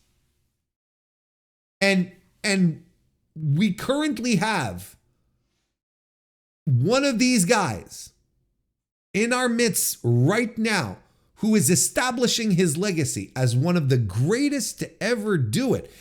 I don't even think you can properly argue anymore. I don't think there's an argument to be made, or at least a good faith argument amongst people who watch pro wrestling, to say that there is not a better pro wrestler on planet Earth right now than Will Ospreay. A guy who completely gets it, not only gets it, but executes what he does perfectly on a high level every single time. And whose result is what? 5-star match, 4.5, or scale breaking when it comes to Dave. You know, it's like, that's what he is. This is a guy whose influence is going to be felt for years, for a couple of generations for sure, until we find another Will Ospreay. And we will probably not be around anymore for this next huge pivot in pro wrestling. I've watched wrestling for so long, and there's seldom a guy that I recall seeing who has been so consistently great at the highest possible levels of pro wrestling as Will Ospreay, and be exactly what you want out of it, you know, and exceeding in areas where you could excuse if he's not great. You could excuse Will Ospreay to say, if he were to say, yeah, you know what, his promos aren't great. And there was a time you could say that in regards to Will Ospreay. There was a time you could go, Will Ospreay, great, he's fantastic, but man, you know, he just can't talk. No longer the case. That promo that he cut with Renee after his match, backstage, when he's got the bandage, and they didn't clean him up completely, you know. Of course, Will is like, no, take just a little bit off, but leave most of it. And that promo he cut, it got me fired up. I was standing up, clapping, like, let's go. And he's imploring the audience. He's telling the audience, I need you guys. You got to get behind me. I just let it all out there in the ring, and boy, I think I left some brain matter out there because I cut myself too deep. And I need you guys. And the audience is like fired up. There are people who are worried that Will Ospreay loses too much. I say it doesn't matter. I say Will Ospreay is the easiest guy to heat up in the world, because Will Ospreay is the best professional wrestler on planet Earth, and everyone sees it and everyone knows it. He connects with the audience in a way that only a truly great pro wrestler can. Now, I'm not saying that he should spend the entire year and have a losing streak. No, we're going to have to do something proper with Will, which is why it boggles my mind that Will, the guy who came into this company saying, we got to restore the feeling. I am the feeling, bruv, right? Meanwhile, There's John Moxley on the other end, you know, trying to tear down the establishment. Like that's an easy clash. That's an easy one-on-one right there. When this tournament finished, when this tournament was done, I sat there, I was still buzzing, and I saw the reactions from the audience, right? The people in the front row, up on their feet, slapping the barricade, because Ospreay was firing up, because Ospreay was doing some just the coolest fucking shit. And I was watching this and I was saying, I don't care what Tony Khan's plan is for 2025. What he has in his little notepad, what he's promised to people in the back. You scrap everything you're done. You scrap everything that you thought you were going to do, and you pivot to Will Ospreay, and you get that world championship on this man ASAP. It is preposterous that this guy, every time on pay-per-view, goes out there and outshines everyone else on the card, including your world champion. The only time that Will Ospreay doesn't happen, that his matches don't outshine the world champion, is when he's in a match with the world champion. That's the only time that his matches don't outshine the world championship match. I was like, no, there's no excuse. There's no excuse to not belt up Will Ospreay at this point anymore.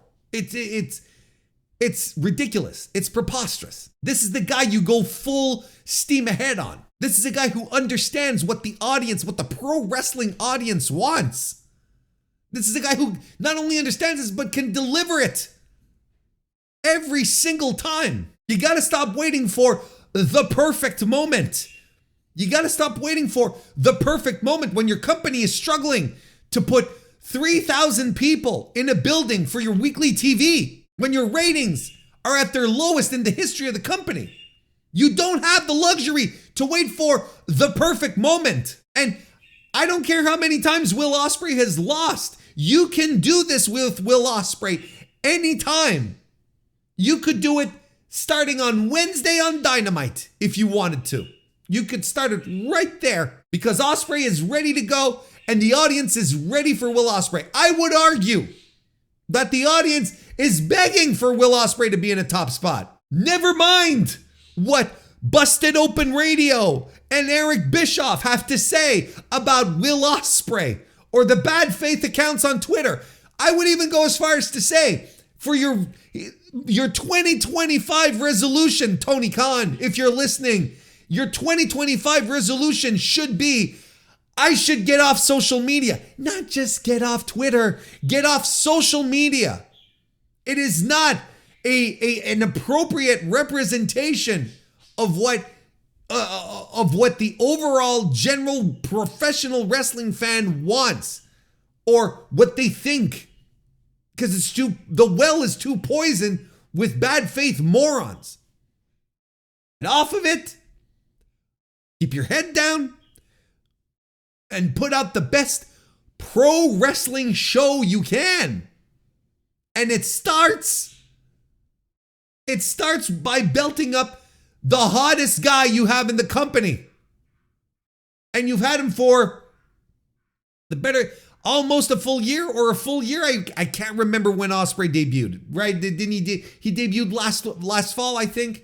You've had him for a year. Go. Like, what are you waiting for? You holding this as leverage for when his contract runs up? Like, what's the plan? What is the plan outside of let's build up Will Ospreay? And who cares? Everyone who says, oh, he's just a flippy guy, he's just he does choreographed stuff. He's a dancer, all of this bullshit. Yeah, I want to see wrestling and not gymnastics. These are all people who don't watch your show, because if they did, they would not be talking about Will Ospreay in that way. So don't try to cater to people who don't watch your show and hate the show despite not watching it. Don't cater to them. Cater to the people who like it and let them bring in other fans. Anyway, let's start by talking about the matches. And then when I say start, let's continue by talking about the matches. Started with Will Ospreay versus Kyle Fletcher, which was just a brilliant piece of work from both of these guys, right? Will Ospreay, tremendous. Don't have to reiterate everything I just said. Kyle Fletcher has grown into this one. People were worried. Oh, is he ready? Is this time? Is it, and I think that it turns out the trigger was pulled at the perfect moment. He had a tremendous story. His turn, joining the Don Callis family. Well, he had already joined. Well, you know what I mean. Becoming more entrenched in the Don Callis family. How about that? And elevating his game. And we knew he could hang with Will. We knew that could happen. This is a breakout year for this is a breakout year for Kyle Fletcher. Like, if you ask me, like, if I have to write, a thing for a vote, you got to vote on a ballot. Who had a breakout year? Kyle Fletcher. I know Swerve Strickland is a good candidate as well, but I would also argue that Swerve has always been great. And everyone's always has forever seen it. Whereas Fletcher, there was always doubters, despite the people with a good head on their shoulders who have a nose for talent. They had always seen Kyle as a star, having star potential. You could make an argument for both. I'd go for Kyle because I think there's a lot of people who didn't expect anything out of Kyle and who are eating crow right now. This was just an incredible opener. This opened the show. It's like this 5-star match opened the show. I like this more than I like this a little more. I thought the heat was there. I thought the speed, the execution, I thought everything was there. God, what a finish. The finishes in these C2 matches tonight were just like so incredibly spot on. He does a brain buster towards the end. Fletcher does, which a move that he had been finishing matches with, right? And he did this after eating a hidden blade. He kicks out of the hidden blade, does his brain buster. Will kicks out. Then he does a Liger bomb. Ospreay kicks out again. And then we have just a series of moves. And Will Ospreay wraps it up with a Styles Clash. Crowd goes ape shit for it. And I love how they established this. They had been doing this for weeks, right? With Will pulling out the Styles Clash. Which I think is more of, I kind of appreciate that Will has adopted the Style Clash. And doesn't it kind of feel more like his move now? I kind of dig it. It's really part of it. It's not just a thing that he pulls out to do the little throwback, where it's like, oh, we're going to pull out a Bloody Sunday, kind of thing. Like, it's his thing.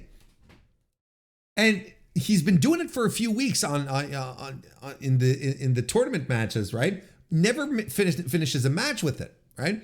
But now, like, they're landing bombs on each other, and then he pulls out the Styles Clash, and that's how he gets the win here. Big reaction from the crowd, and so crucial for another spot that happens later on in the tournament finals. But we'll get to that. I love this match. Like, at 5 stars. This is a go out of your way to watch situation. I thought this ruled. A brilliant piece of work. Will Ospreay does it again. Then we had Kazuchika Okada defeat Ricochet to move on, which was really good, super solid. Not on the same level, but I really loved this match. I thought it was a blast. And right off in this match here, Ospreay is showing a lot more life than in most of what he's done in this tournament. Just in this one match here, outside of the the Mark Briscoe match. Outside of that, right? Okada's really, he's got it tuned up, right? He's really feeling it. It's just tremendous, but he plays the hits. He's doing his usual setup. Ricochet lands the vertigo. Okada kicks out. Shooting star press follows. And Okada also avoids the spirit gun. I thought it was called the spear gun, but it's the spirit gun. I thought it was the spear gun. And I always felt like he was setting up a spear in his gun. It always felt like but it's the spirit gun. I think I've been pronouncing it wrong. It's the spirit gun, not the spear gun. And I think spear gun is a better name than spirit gun. Okada does a twisting landslide in the Rainmaker for the win. A tremendous Rainmaker on top of that. Could call it the Trainmaker because it looked like he ran over poor old Ricochet. What a sell. What a tremendous sell. I think Ricochet was kind of excited to take the I think he was kind of excited to take the Rainmaker here. Great stuff. Yeah, I gave it 3 3/4 stars. You know, I think it worked. I think there's a lot of good stuff here. I even thought Ricochet looked more alive here as well. I think this heel turn is doing him some good. I think that this might motivate him to do things as well, to do better things in the ring. I mean, yeah, sort of get all of his act together. I think that this might be a component that he was missing. You know, I don't know if AEW fans really wanted to cheer for him. And I think I think this is something that there might be some teeth to. I think there's something here for him. And then after the match, we have he being Ricochet is standing alone in the ring, and Swerve Strickland comes out to mock him and has Prince Nana go around the audience delivering rolls of toilet paper, which is connected to the Hammerstein show, where a roll of toilet paper was thrown into the ring after Ricochet had a match, and it landed square between his legs, right on the nutsack, which is one of these great happenstance things. There was even an audience member who after Ricochet's match threw a roll of toilet paper into the ring, which I thought was really funny. But now that they're like, AEW is embracing this, like the one fan doing it was very organic, and I thought that was really funny. But now AEW is embracing this, and they're bringing all sorts of, now they want people to throw toilet paper. So I guess the idea here is we hope people will start throwing toilet paper to Ricochet. And you can tell the audience is having a good time chanting the fact that he's bald and whatnot at him. And Ricochet's playing into it. This has juice to it. I'm kind of into it. So clearly the next program for Ricochet is going to be against Swerve Strickland. Curious to see how this is going to go. You know, Swerve lost to Bobby Lashley and hasn't said a word, you know, hasn't popped back trying to right the wrong or whatnot. So I'm wondering what they're going to do with that. But this is not the focus of this. I don't want to focus on this too soon.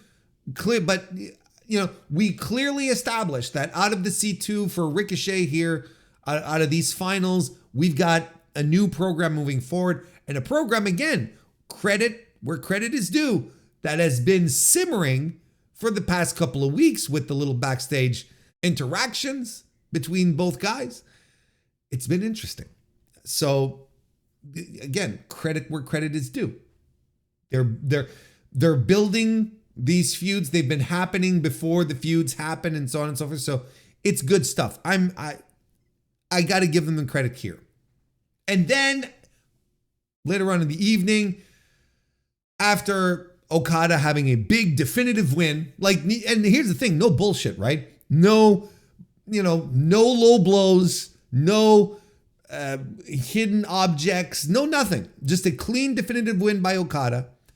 And Ospreay getting his win after being a bloody mess. I didn't even talk about, I don't have to talk about the blood. We've all seen the amount of blood that gushed out of him, like a true to form Muta scale, amount of blood from Will, and just looking like hell worn over, looking like like the warrior coming back from battle and has to go immediately back. I think it's tremendous. So after both of these things, we get to the finals of the G1. What a fucking match this was. What an absolute fucking great match. In the tradition of the great G1 finals. And look, no big surprise. You got Two guys who have been up and down the G1 a couple of times. One guy who's been in his fair share of G1 finals. And Will's had a couple too. They know what to deliver here. And boy, did they deliver. And this is also, here's the thing, is that this is also what you want from AEW. This type of match right here, where they're just going at it. They're having a tremendous build. And then that final, look, there's stuff that happened in this match. Okay? Like there's stuff that happened in this match that I don't even understand how it's even possible, right? I don't know how Will Ospreay does it, where he's setting up for a move, he's getting set up for a move, and then all of a sudden we're doing something else, right? Like the Spanish Fly reversal from a Rainmaker. And it was earlier in the match with wasn't it earlier in the match with Fletcher? He's on Fletcher's shoulder because Fletcher's been lawn darting him, often throughout the match. And he's got him up on his shoulders again. And somehow from being carried on this guy's shoulder, Will sort of reverses out of that and into a poison Rana. There's just stuff this man does that he defies everything I understand about pro wrestling. He's just not like us. He's just not like us. They're going hard in this match. Will and Okada. Okada has the spark. He has the flame. He's into it. He wants this match. And I'm looking at this. And I'm like, okay, so he's back. He's here. He never really left. He still has it in him, right? But again, we'll talk about that in a second. But this match here, where you've got dudes doing all sorts of incredible stuff, and especially that final sequence where they're just in and out, doing these counters, in and out of moves, up and down, both of them, and at such a high pace, you're like, your jaw is dropping. And all you're doing is absorbing this. And you give us more of this. This is the stuff. These are the matches where AEW 100% differentiates itself from WWE. Not by doing, sports entertainment backstage gimmicks, and please welcome at this time, and all that stuff, which is all WWE coded. This is how AEW stands apart, where it becomes its own thing, where it's not just sports entertainment light. This is where it stands apart, because WWE cannot and will not do these types of matches. They will not have a match where a guy is bleeding his life out of his forehead. They won't. They can't. And the quality, the pace, the drama within this match, without having to resort to, in-ring monologues and Paul Heyman shaking his jowls on the side in dramatic fashion or whatever the fuck. None of this is necessary, because AEW has the talent and the people to pull it off. I'm not saying every match has to be this 5-star epic, but what I am saying is what I saw in the finishes of the Continental Classic, all 3 matches. These are all things that you could see fairly regularly. And I would even argue there was a time in this company where you would see this regularly. You could get this every week. We did. We used to. What an incredible match. What an incredible match. And they get the bell pop to start off too. People are into this. They get it. They understand what's going on here. They fight to the outside. Okada's motivated. He's on the floor. He's doing DDTs. He's doing drop kicks. He does this one drop kick off getting Will Ospreay off the corner, and Will sort of gets tangled up into as he falls, and Okada starts targeting the knee. Ospreay sort of sells the knee, so Okada starts going for it, and then we get the backpack neck breaker. We get some tremendous drop kicks from from Okada. Will fights back, and he locks in the Styles Clash to a huge reaction from the crowd, and he covers Okada. Okada kicks out, but everyone saw the Styles Clash, and they were just a few minutes ago. They saw Ospreay finish a match with the Styles Clash, so of course they were like, okay, this just might end the match here. We might be done. Then we get the Spanish Fly counter out of the Rainmaker, and look, in and out of countering moves with each other. Rainmaker by Will Ospreay. He follows it up with a Stormbreaker. Well, first of all, Will Ospreay kicks out of a Rainmaker, and then he lands a Stormbreaker, and Okada kicks out of that, and they're in and out. They're in and out of stuff. Okada reverses out of a Stormbreaker and eventually lands the Rainmaker. And that final sequence, just mind-bogglingly good. Just a tremendous match. I loved it. Again, another 5-star match for me on this one here.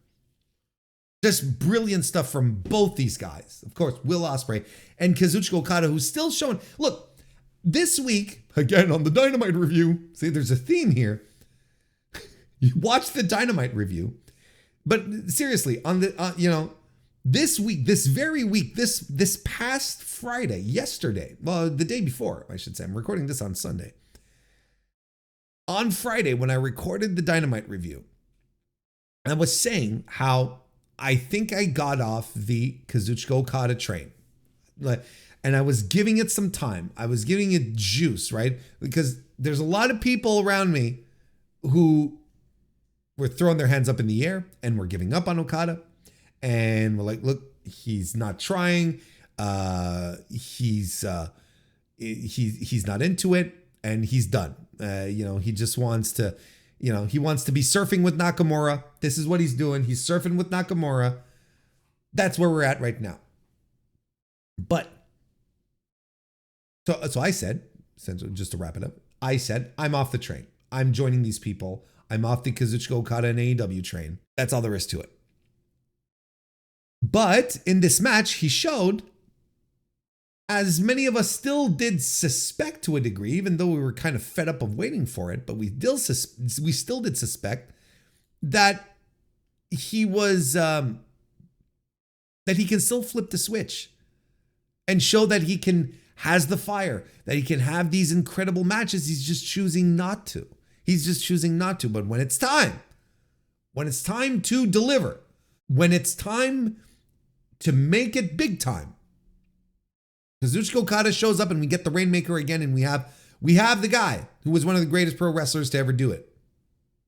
Back in form, doing what he does best, and having great professional wrestling matches. And look, I'm not suddenly saying that, I'm not sitting here and, slapping my hands together and saying, all right, boys and girls, so now moving forward, we've only got the Rainmaker. We've got Rainmaker, Kazuchika Okada back. Everything's great. He could absolutely he could go back to just being low effort Okada, right? He might do that. And I mean, look, we've seen Okada do this in the past. We've seen him do this. We've seen him, what was it, like last year?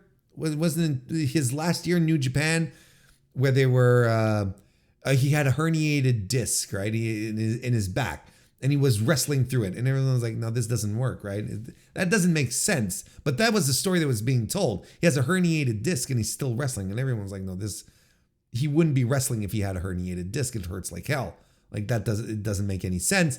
But, that was the explanation that was given as to why he was having very average, subpar for Okada matches. And he also did that with Balloon Okada back when he was the balloon guy with the red hair. After losing the belt to Kenny Omega, he sort of went on this, it was a downward spiral, right? He dyed his hair red and he was having very poor matches, and everyone was like, oh, Okada doesn't have it anymore. I remember I was part of these discussions. And now that I'm thinking back at it, I'm like, do we have these discussions every 18 months or so? Is that like, where Okada's like, oh, I think Okada's done. And then suddenly, no, he's not done. Oh, I think Okada's done now. He's washed. That was the talk of his, I think it was last year, right? It might be conflating with another. Sometimes the eras are very wibbly wobbly, but wasn't it last year or was it the year before where everyone was saying Okada's washed, Okada's washed. The back issue, he's done, he's washed. He's not washed. This is just the guy who decides when to work and when not to work as hard. I personally would like more hardworking Okada because I think that's how he'll get himself over. But, he needed a big performance. I think he needed a big performance. I think he needed a big performance because of how his run in AEW has been so far, which has been very, very mid, which got me off the train, as I mentioned. And a lot of people didn't enjoy it. A lot of people just sat around going, okay, this kind of stinks. This is not great Okada work. This is very average, and he's one of the greatest in the world. What is AEW doing with him, right? I think he needed this to prove the naysayers wrong and sort of show that he still has it, that he's maybe a little more cognizant of the level of effort he needs to put in at different circumstances. He's not going to lay it all out on the line, on a random collision. Instead, he's going to wait for the big spot, right? That's what he wants to do. But I think mostly he needed a big performance here because of the final angle, right? I think he needed a big performance here so that the Kenny Omega, the prospect of a Kenny Omega match feels special again. Because if we had gotten like mid 2024 Okada, right, in this match, suddenly having him standing nose to nose with his greatest rival, doesn't seem as exciting. Where you're like, well, Kenny, we're going to see in a couple of days just where Kenny's at physically, but maybe Kenny is still great, but Okada has become very mid. He's not the Okada that had this great series of matches with Kenny. It just wouldn't have made it as exciting, especially considering that they seem to have earmarked this match for the All in Texas show, right? They seem to have, because after Kenny came out, surprise return, etc., and joined the ring and hit the ring to give Okada the belt, they had the little nose to nose, the face to face, with the All in Texas sign between them in the background. And you're like, okay, I see what you're doing here. You're letting us know without telling us, but you're letting us know that this is a match you have earmarked for Texas. And quite frankly, like, that's a big time match. That's a match you travel to. That's one where even I'm considering to be like, well, listen, I have never seen these two guys wrestle each other live. I have, and these are two guys that are getting, especially Kenny with the hell scares and whatnot. How many great Kenny Omega matches do we have left? Like really, really great. This is a match I've been like, maybe I should look into some tickets and, head on over to Texas for a weekend or whatever. Because I feel this is a match you travel to. This is something that, as a wrestling fan, happening in 2025, excuse me, this is a match that you're like, okay, I'm going to do this. I'm going to go. I'm checking this one out 100%. So Okada needed to have a big match to sell this as a big match. Otherwise, it's just another match. Otherwise, it's just like womp womp. Otherwise, it's just, it's Kenny Omega, but against an Okada who doesn't seem to care anymore. Does that make sense? Because if you had phoned it in, regular ass Okada, the prospect of another Omega Okada match just wouldn't seem as hot. Now it feels hot because the match was hot, because Okada looked like a fucking beast, right? So that's tremendous. So I gotta say, how this tournament has shook out. I mean, everyone involved in these in the finals, in the semifinals, everyone has something to do now. You got Ricochet, who's set up now with Swerve Strickland, and this they've been building for weeks. You've got Okada and Omega, the prospect of this coming up, like that's huge. That's going to be tremendous. And then you have Will and Kyle, who've got the rubber match in them, right? You know this is the next step. Like everything in these finals of the C2 were all perfectly booked. Everyone was at the top. All ends the tournament with something to do, with something high level to do. And that's great. Like that's really exciting. This, again, credit where credit is due. All of this is well booked. Super well booked. Don't have many complaints here, especially not when Okada is, feels like Okada. Now, does this mean I'm back on the train? No, I'm not back on the Okada train. I'm excited. I feel good about it. Like, okay, so let's say if we continue the train analogy, I just got off of this station. I maybe got off the Okada stinks now train, and I'm gonna let it roll. I'm gonna let it depart the gate, and I'm gonna wait at the station. I'm gonna wait, and maybe there'll be a couple of other, Okada is back trains, right?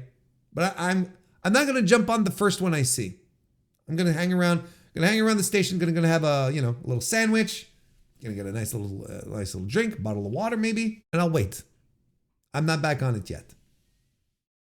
But being wary, but I'll be damned if this wasn't promising. And again, like I said, I feel like we're back having more discussions about Okada being finished, and then all of a sudden he proves us all wrong. I think I'm starting to think that he takes great joy in doing that to wrestling fans. So there you go. We've got, I think, the biggest news covered. Oh wait, Kenny Omega returning. However, instilled the biggest piece of babyface news, if you ask me, which is Christopher Daniels no longer being an EVP, interim EVP. Like they put the kibosh on this, right? Because Christopher Daniels came out and he was supposed to give the Continental title to Okada, but he's like, I can't do it because I'm no longer an EVP anymore. And then Omega comes out, right? And I'm kind of like, okay, this is good, but I also don't understand. Like, look, the important thing is that the story is done. But I distinctly remember that Christopher Daniels was made an interim EVP and was going to be in that role until Tony Khan returned from injury. And Tony Khan returned, and Scrap Daddy Christopher Daniels was still around. Like, that didn't change. So I'm sort of shrugging. Look, it's done. I hope we never revisit this again. This story of authority figures and plot holes galore, right? I'm just glad they've officially pulled the plug on it. They've wrapped this one up. You guys and gals and non-binary pals know that I didn't like it. That it was dumb. Just glad it's done. And here's another thing about Christopher Daniels. Here's something else. Was it on Dynamite that he ran up to Hangman Page saying, look, brother, yeah, it was on Dynamite because I talked about it on the review. The review. You should watch the review. He ran up to Adam Page and saying, you know, I know in the main event you don't have any friends, and you got the Death Riders, but I'll have your back if you want me, whatever the fuck, I'll have your back.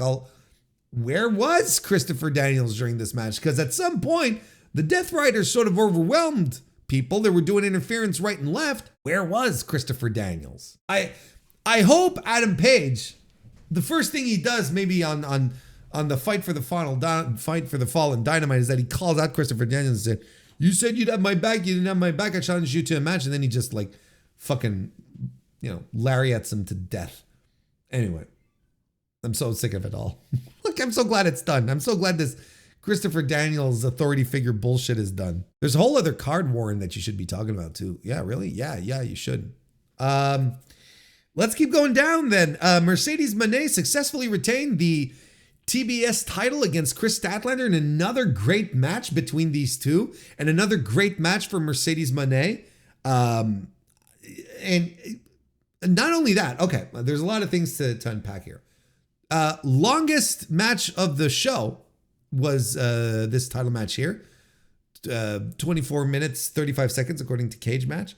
And it might just turn out that this is the first AEW women's match to last over 20 minutes. And I'm kind of shocked at that because I was under the impression. Look, I didn't really do deep research, but a lot of people have been talking about it, and I was like, oh, wasn't Britt versus Rosa over, the blood match? Wasn't that over 20 minutes? Nope.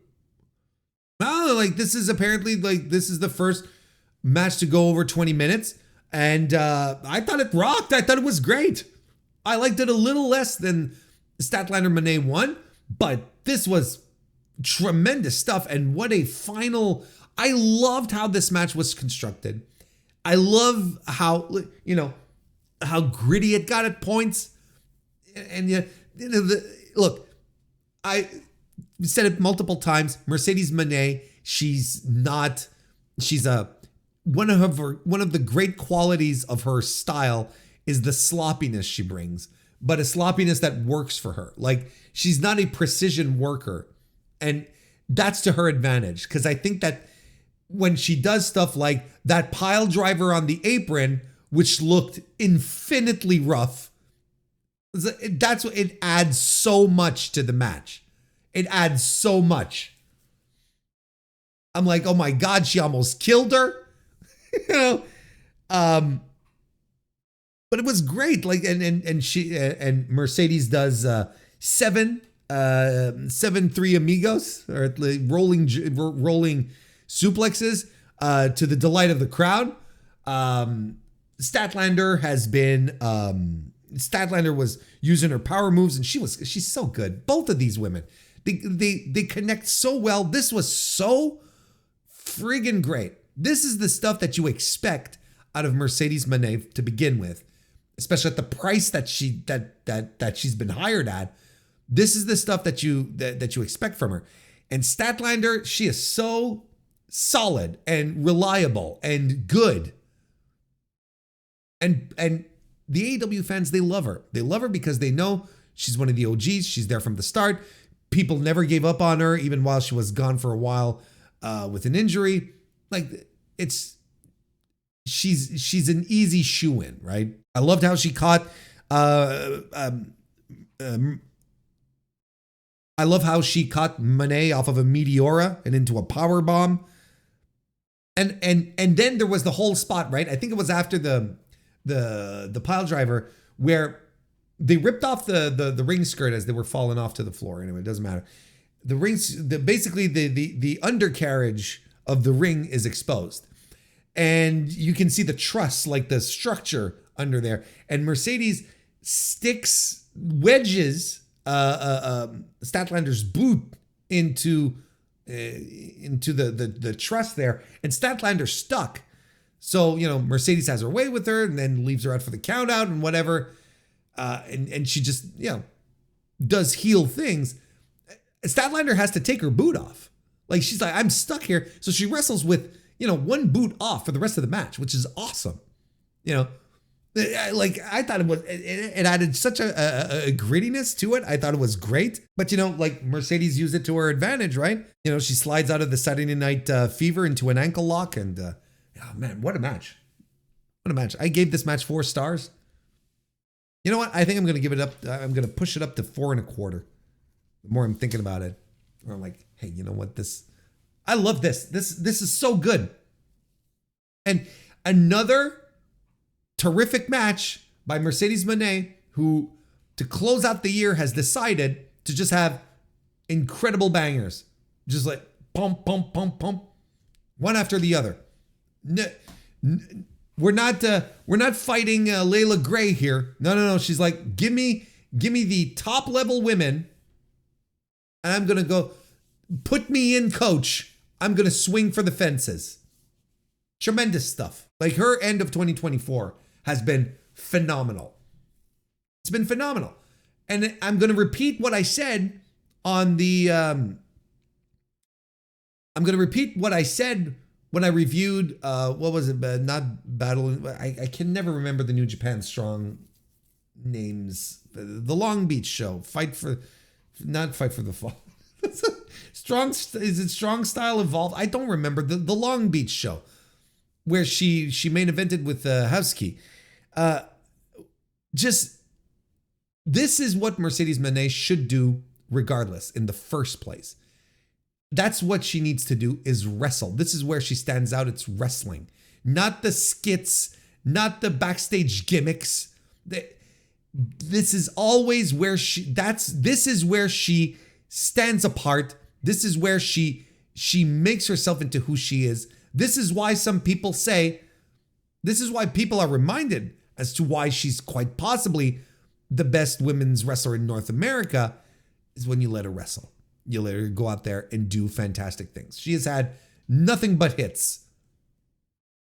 And here's another one that a lot of people had given up on. Let's go. Konosuke Takeshita successfully retained the AEW International title by defeating Powerhouse Hobbs in a kick-ass match.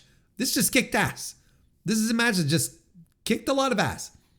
And I think some people I don't know what they were expecting out of Hobbs. Like, Hobbs is not your high-level Japanese work rate nerd, right? He's a big dude who kicks ass, and I think he's tremendous at it.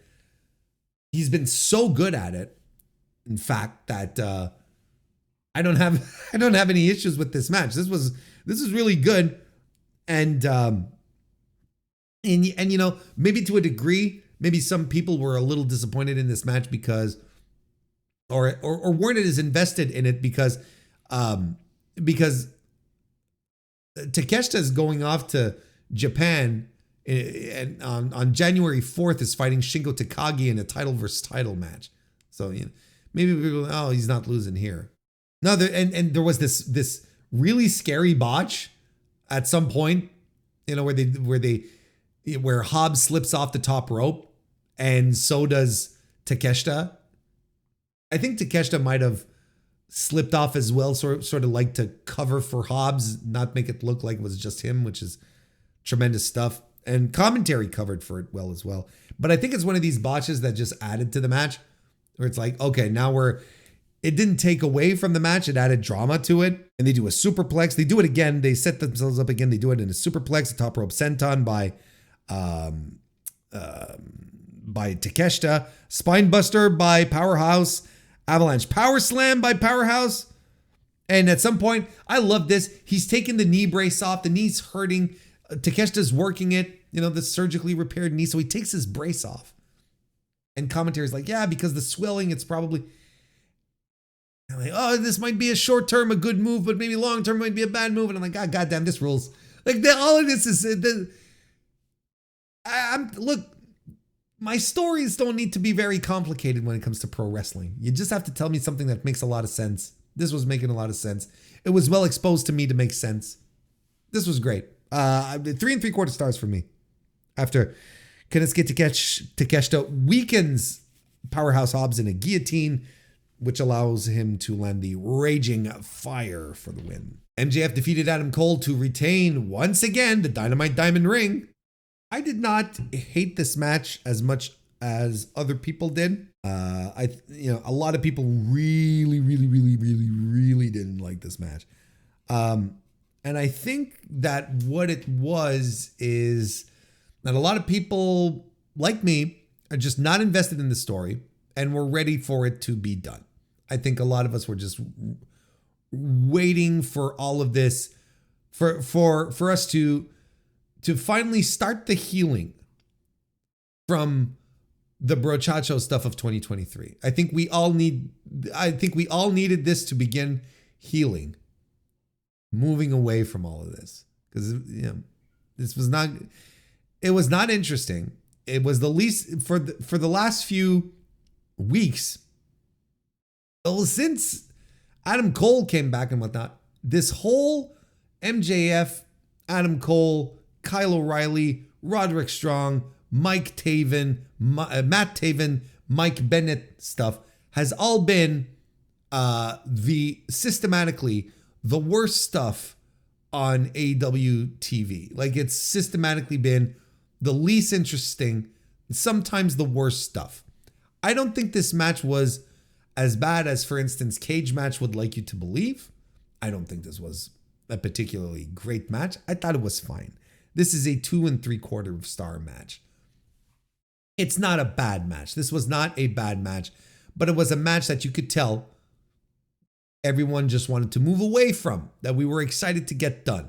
I don't have many notes here about it, outside of the fact that, MJF does stuff and gets big pops from the crowd. Here's another, hang on, I don't want to say too many things at once. Let's start with MJF here. And what he did in the match, where he gets the Undisputed Kingdom expelled, Bennett and Taven, right? He gets them expelled because they're sort of standing next to the ring so that Max doesn't go and use it. And he sort of, does a little lie, cheat, and steal style gimmick where he pretends Bennett and Taven attacked him while the ref's back was turned, and the ref turns around to see that once he slams the steel steps, and then he points to Bennett and Taven, and then the ref expels them. But they don't really get expelled the whole way. Like, they're still arguing all the way up, and that allows Max to get the Dynamite Diamond ring, but he doesn't quite use it. It's Adam Cole then who gets the upper hand, and ultimately MJF low blows him and does the Heat Seeker for the win. It doesn't matter. Like, it's a bit, a little contrived. MJF wins the feud, and then he tries to Pillmanize Adam Cole, but then Roderick Strong comes out, and then Kyle O'Reilly, and they sort of get at MJF and drag him back to the ring, and he gets his comeuppance so that Adam Cole gets his heat back, and then Taven and Bennett join them in the ring, and then the Undisputed Kingdom is reformed. I frankly don't know who's excited about an Undisputed Era reunion, because that's what they were hinting at, right? Kyle O'Reilly and Roderick Strong are back, and they did the high-low.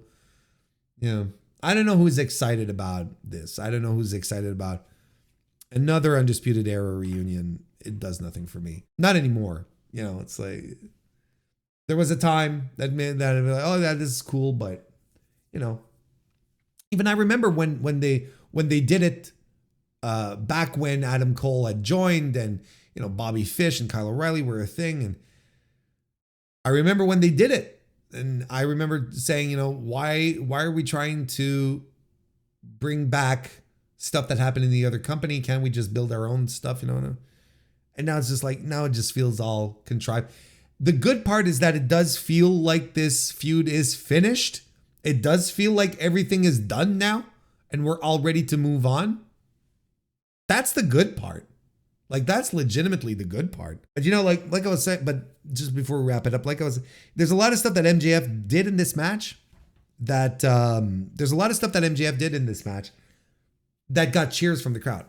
I think people want MJF, and they want him in a prominent spot. I think they're excited at the prospect of more MJF. And I've always been a big proponent of MJF. I've always liked Max.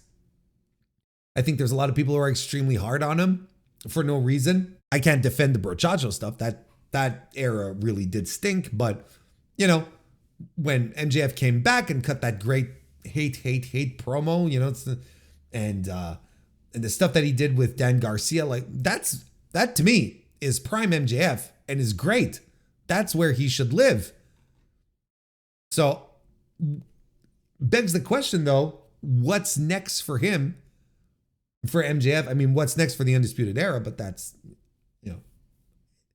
whatever. But MJF is a top guy in this company.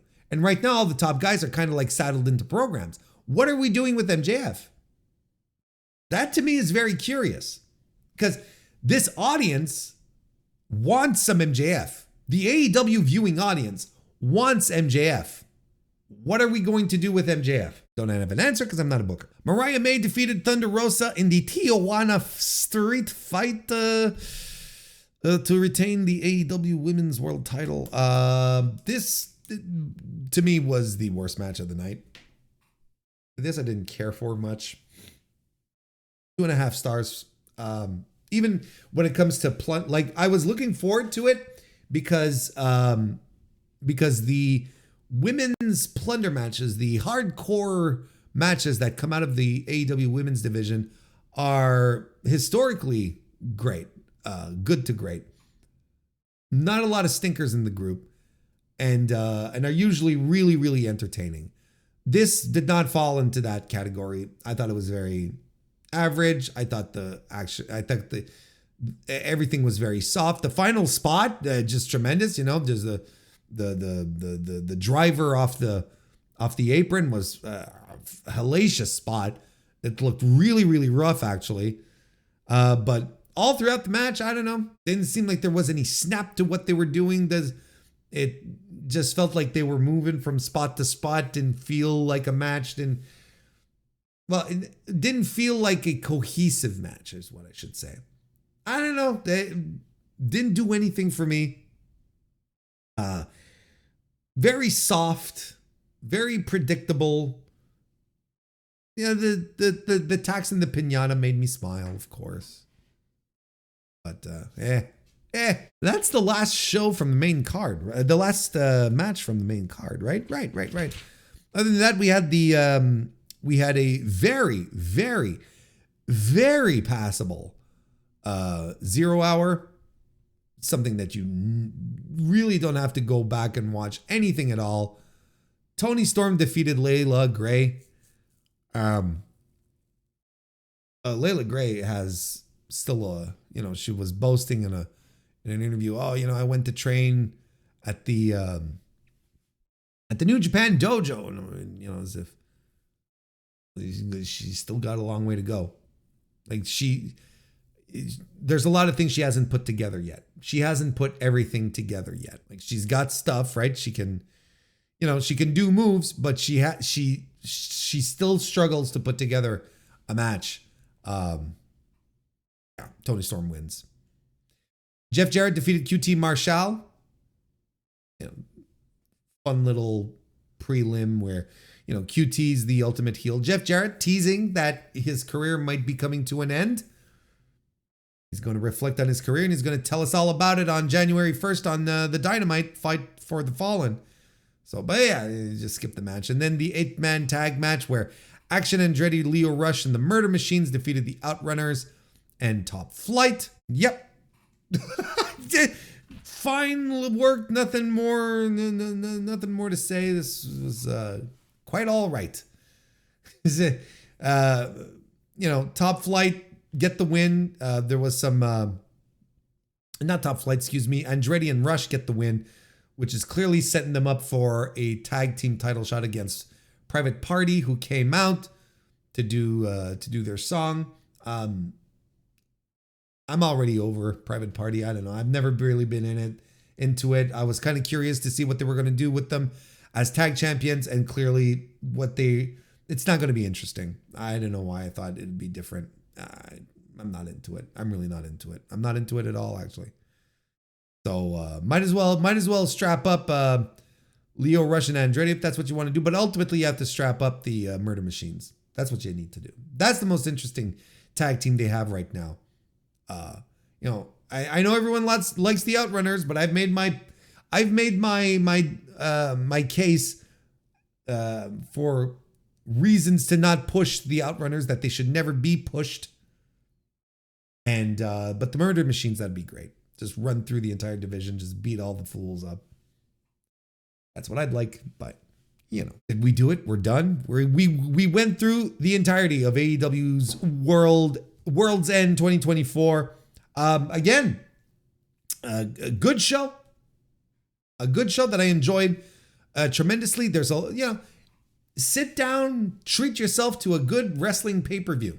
That, if you're really, really, really strapped for time, you watch. Okay, if you're really super strapped for time, then watch both of Ospreay's matches. If you have a little more time, but not the full time, watch both of Ospreay's matches. Watch Monet and Statlander. And if you have a little more time, might as well watch the whole thing. Might as well just watch the whole thing. Look, you can skip Mariah Man Thunder Rosa. You can skip MJF and Adam Cole, and you can honestly skip the main event. 3 matches out of the 8 that you can skip into a nice little WWE special 5 match card. How about that? That'll make them happy. There you have it. There you go. World's End 2024. Good show. I recommend it. Enjoy if you haven't already. And if you have, well, let's talk about it some more another time. And on that note, we're going to wrap up today's edition of the Mr. Warren Hayes Show. Thank you very much for listening. Thank you very much for listening all throughout 2024, especially since, it was a bit of a weird year for your boy too. So thank you for hanging around. Thank you for being here. Thank you for being, for your continuous support, whether it's right here on YouTube, whether it's right here on your favorite podcast application, or, on Blue Sky in the Mr. Warren Hayes Show Discord, where, if I get to chat and interact with you either on the live streams or on social media, the social medias I hang out on at the very last, it always brightens my day. It makes it really does make all of this worthwhile, but also worldwide, because I know a lot of you are from not where I live. So there you go.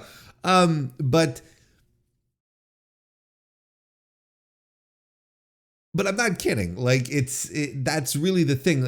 When I started doing all of this, my main goal was to do this in order to connect with like-minded wrestling fans and hopefully create a space where these like-minded wrestling fans could, chat and exchange ideas and just come also have a good time, take wrestling seriously when it needs to be, but then also, just goof off when it's time to be goofy.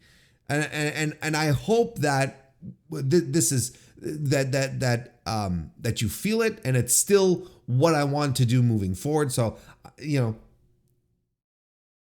the idea of creating community and a space for people to talk about pro wrestling, that's always been my objective, and I feel we're there. So please do not hesitate to get back to me and chat with me. Comments here on YouTube, or we can do comments on Spotify now. Did you know this? I've discovered this. You can do that as well.